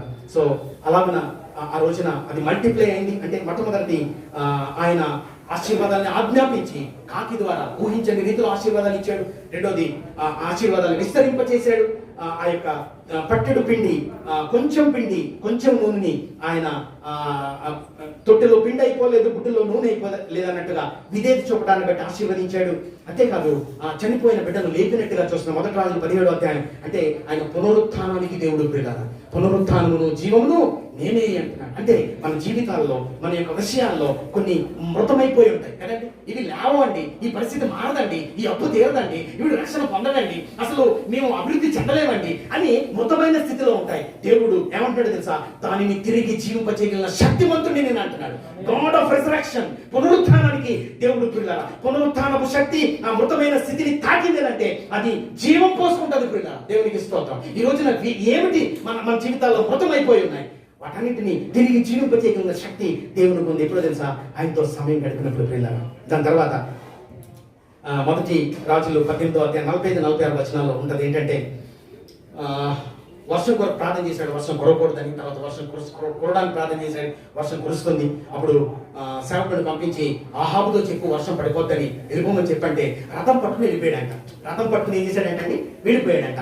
దాని తర్వాత ఏలియా తన వెనకాల బయలుదేరాడు, అహాబేమో రథం మీద వెళ్ళాడు, ఏలియా నడుచుకుంటూ వెళ్ళాడు. కానీ అక్కడ రాయబడింది ఏంటి తెలుసా? 46వ వచనంలో మొదటి రాజు చదువుదాం 18వ అధ్యాయం ముగింపులో వస్తుంది. యెహోవా హస్తము ఏలియాను బలపరచగా అతడు నడుము బిగించుకొని అహాబు కంటే ముందుగా పరిగెత్తుకొని పోయి ఇశ్రాయేలు గుమ్మములకు వచ్చాడు. ఇప్పుడు రథం మీద వెళ్ళాడు ముందు వెళ్ళాలా, లేకపోతే రథం వెనకాల నడుచుకుంటూ వెళ్ళాడు ముందు వెళ్ళాలా చెప్పండి? కానీ ఈ భక్తుల్ని దేవుడు బలపరిస్తేనంట ఈ అహాబు కంటే ముందు వెళ్ళిపోయాడంట. ముందు వెళ్ళిపోయాక నిలబడ్డాడంట. అర్థం ఏంటో తెలుసా? ఓవర్టేక్ చేయిస్తాడు దేవుడు. దేవుణ్ణి మనం ఆశ్రయిస్తున్నప్పుడు మనకంటే ముందు ఎవరన్నా వెళ్ళిపోయారని అనుకుంటుంటే, వాడు ఆశీర్వదింపబడిపోయాడు నా సంగతి ఏంటని అనుకుంటే, వాడికంటే ఎక్కువగా మనం ఆశీర్వదించడానికి దేవుడు సిద్ధంగా ఉన్నాడు.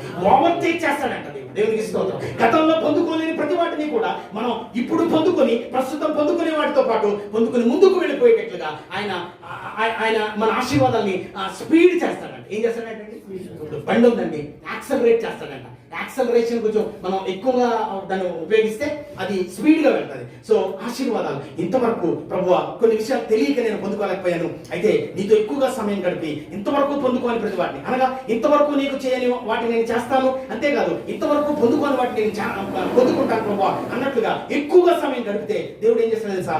ఓవర్టేకింగ్ బ్లెస్సింగ్స్ ఇస్తాడు. దేవునికి స్తోత్రం. అంటే మన ముందు వెళ్ళిపోయిన ప్రతి ఒక్కరిని దాటి మనం ముందుకు వెళ్ళిపోయేటట్లుగా మనల్ని ఆశీర్వదిస్తాడు పిల్లరా. పెనిన్నాను దాటి హన్నా ముందుకు వెళ్ళిపోయింది, అవునా కదా? సౌలును దాటి దావీదు ముందుకు వెళ్ళిపోయాడా లేదా? దేవునికి మహిమ కలుగుగా. ఈ ప్రకారంగా దేవుడు దాటిపోయే ఆశీర్వాదాన్ని అనుగ్రహించడానికి సిద్ధంగా ఉన్నాడు. దాని తర్వాత చివరిదిగా ఎలీషా వెళ్ళిపోతున్నారు. ఏలియా అంటాడు, నేను దేవుని దగ్గరికి వెళ్ళిపోయే సమయం అయితే నన్ను విడిచిపెట్టాడు. లేదు నేను మాత్రం నేను విడిచిపెట్టాను. సరే, ప్రదేశం దాటారు. వెళ్ళిన తర్వాత యోర్దాను నది వచ్చిందంట. నది వచ్చిన తర్వాత ఏలియా ఏం చేశాడంటే దుప్పటి తీసుకున్నాడంట, దాన్ని కొట్టాడంట, అనేది విడిపోయిందంట. 6 నెలలు నడిచి విడిపోయారంట. నేను అట్లంటో తెలుసా? మార్గం లేకపోతే దేవుడు మార్గాన్ని మన కొరకు ఏర్పాటు చేస్తాడు. దేవునికి మహిమ కలుగుగా. మార్గం లేదు, అసలు వే లేదు, దేర్ ఇస్ నో వే, అసలు పద్ధతే లేదు, మార్గమే లేదండి, అసలు ఇది జరగదండి అని అనుకుంటే దేవుడు 10 ద్వారాలు మూయబడితే 11వ ద్వారాన్ని మన కొరకు తెరుస్తాడు పిల్లల. దేవునికి మహిమ కలుగుగా. సో ఆయన వే మేకర్ గా ఉన్నాడు. వే మేకర్ గా ఇలాగున మన పట్ల అంటే ఆయనతో మనం నిలకడైన నాణ్యమైన ఏకాంత సమయాన్ని ఆయనతో గడిపినప్పుడు, ఎక్కువ సమయాన్ని ఆయనతో గడిపినప్పుడు పరిశుద్ధాత్మ చేత నింపబడతాం, ఆయన ప్రేమ చేత నింపబడతాం, తిరిగి ప్రేమిస్తాం, ప్రేమించినంతగా ఎదిగినంతగా ఆయన కొరకు అనేకమైన కార్యాలు చేస్తాం, అనేకమైన ఆశీర్వాదాలు పొందుకుంటాం. దేవునికి మహిమ కలుగుగాక.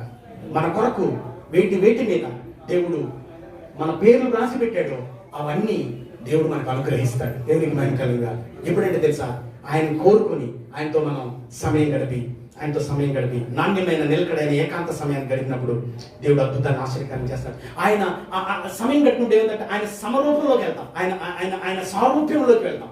స్వభావం మనలోకి వచ్చి ఏమవుతామండి? సారూప్యంలోకి వెళ్తాం. సారూప్యం అదే ఫైనల్ గోల్ అన్నమాట. దేవుడు మన నుండి ఆశించేది ఏంటంటే యేసు ప్రభువులా మారిపోవాలి, అంతే కదండి. యేసు ప్రభు స్వభావంలో వచ్చేయాలి. ఒక కథ చెప్పి నేను ముగించేస్తాను. ఇద్దరు 2 కుటుంబాలు ఉన్నాయి. ఇద్దరు నమ్ముకున్న వాళ్ళే. అయితే వాళ్ళిద్దరికి పడదన్నమాట, వాళ్ళిద్దరికి పడదు. అయితే ఒక వ్యక్తి, ఇద్దరిలో ఒక వ్యక్తి ఒక రోజున గుమ్మం ముందు తనకున్న చెత్తనంతటిని తీసుకొచ్చి వేసాడట. ఈ వ్యక్తి లేచాడు, గుమ్మం తెరిచేసరికి అదే డోర్ గేట్ తెరిచేసరికి ఆ చెత్త పడుంది. ఆ చెత్త అంతా చూసి 3 రోజులు నీరసపడిపోయి అసలు 3 రోజులు మంచం పెట్టి లేవలేదట. అంతా బాధపడ్డాడట. ఏంటి చెత్త హడావుడి అని. ఏంటి జరిగింది? ఏం లేదంటే తెలుసుకుంటే పలానా వ్యక్తి దాన్ని వేసాడని తెలిసిన తర్వాత ఇతను కొంచెం కోలుకున్న తర్వాత ఇతను పెరట్లో ఉన్న పువ్వులన్నీ తీసుకెళ్లి అతని గుమ్మ ముందు పెట్టాడట. ఒక రోజు పెరట్లో ఉన్న పువ్వులన్నీ తీసుకెళ్లి అతని గుమ్మ ముందు పెట్టాడట. అతను లేచాడు, అతను చూసి అతను మైండ్ బ్లోయింగ్ 3 రోజులు అతను లేగలేదు. ఏంటన్నా బాబు, ఎవరు వేశారని తెలుసుకున్నాడు, పరామడని తెలుసుకున్నాడు. ఏంటి నేను చెత్త వేస్తే వీడేమో పూలు వేసాడు అనుకున్నాడు. మొత్తానికి 3 రోజుల తర్వాత వాడు లేచాడు. లేచిన తర్వాత ఇంటి దగ్గరికి వచ్చి అడుగుతాడంట, అదేంటది నేను చెత్త వేస్తే నువ్వు పూలు వేసావు అన్నాడట. ఊహించేస్తున్నాను, నేను చెత్త వేస్తే నువ్వు పూలు వేసావు అంటే అన్నాడట. అంటే ఇందులో ఏముంది, వెరీ సింపుల్ అన్నాడట. ఇందులో ఉంది వెరీ సింపుల్ అని మంచి స్టేట్మెంట్ ఇచ్చాడు. ఇది నన్ను తాకింది, అది మీకు చెప్తున్నాను. ఏమన్నాడంటే, నీ దగ్గర ఉన్నది నీవు నాకు ఇచ్చావు, నా దగ్గర ఉన్నది నేను నీకు ఇచ్చాను అన్నాడంట. అంతే కచ్చ, దేవునికి స్తోత్రం. ఇప్పుడు మనం ఏమి ఇస్తున్నాం? మన దగ్గర ఏముంది, ఏమి ఇస్తున్నాం లోకానికి? ప్రభువు చేత నింపబడితే తప్పకుండా ప్రభువుని ఇస్తాం ప్రియులారా. లోకం చేత నింపబడితే లోకాన్ని ఇస్తాం కదా. తండ్రి యొద్దకు నేను పైకి వెళ్తేనే కానీ అనేకులను నేను ఆకర్షించుకోలేను అన్నాడు. అంటే ప్రభువును మన జీవితంలో పైకి ఎత్తితే అనేకులు మన దగ్గరకు వస్తారు, అనేకులు మన దగ్గరికి వస్తారు ప్రియులారా, వస్తారు. సో ఈ ప్రకారంగా మొదట దేవుని రాజ్యాన్ని, ఆయన నీతిని వెతకండి, అప్పుడు అవన్నీ మీకు అనుగ్రహింపబడు. ఈ మాటలు పరిశుద్ధాత్మ దేవుడు మన ఇంటిలో ఆశీర్వదించిన గాక. అవకాశాలు ఇచ్చిన విహారీ అయ్య గారికి, వారి కుటుంబానికి హృదయపూర్వక వందనాలు. అలాగే ఓపికతో విన్న కనులైన దైవజనులైన మీ అందరికీ కూడా, ఆర్కెస్ట్రా వారికి మీ అందరికీ హృదయపూర్వక వందనాలు తెలియజేస్తూ ఈ నా మాటలు ముగిస్తున్నాను. Thank you very much. Thank you all. God bless you.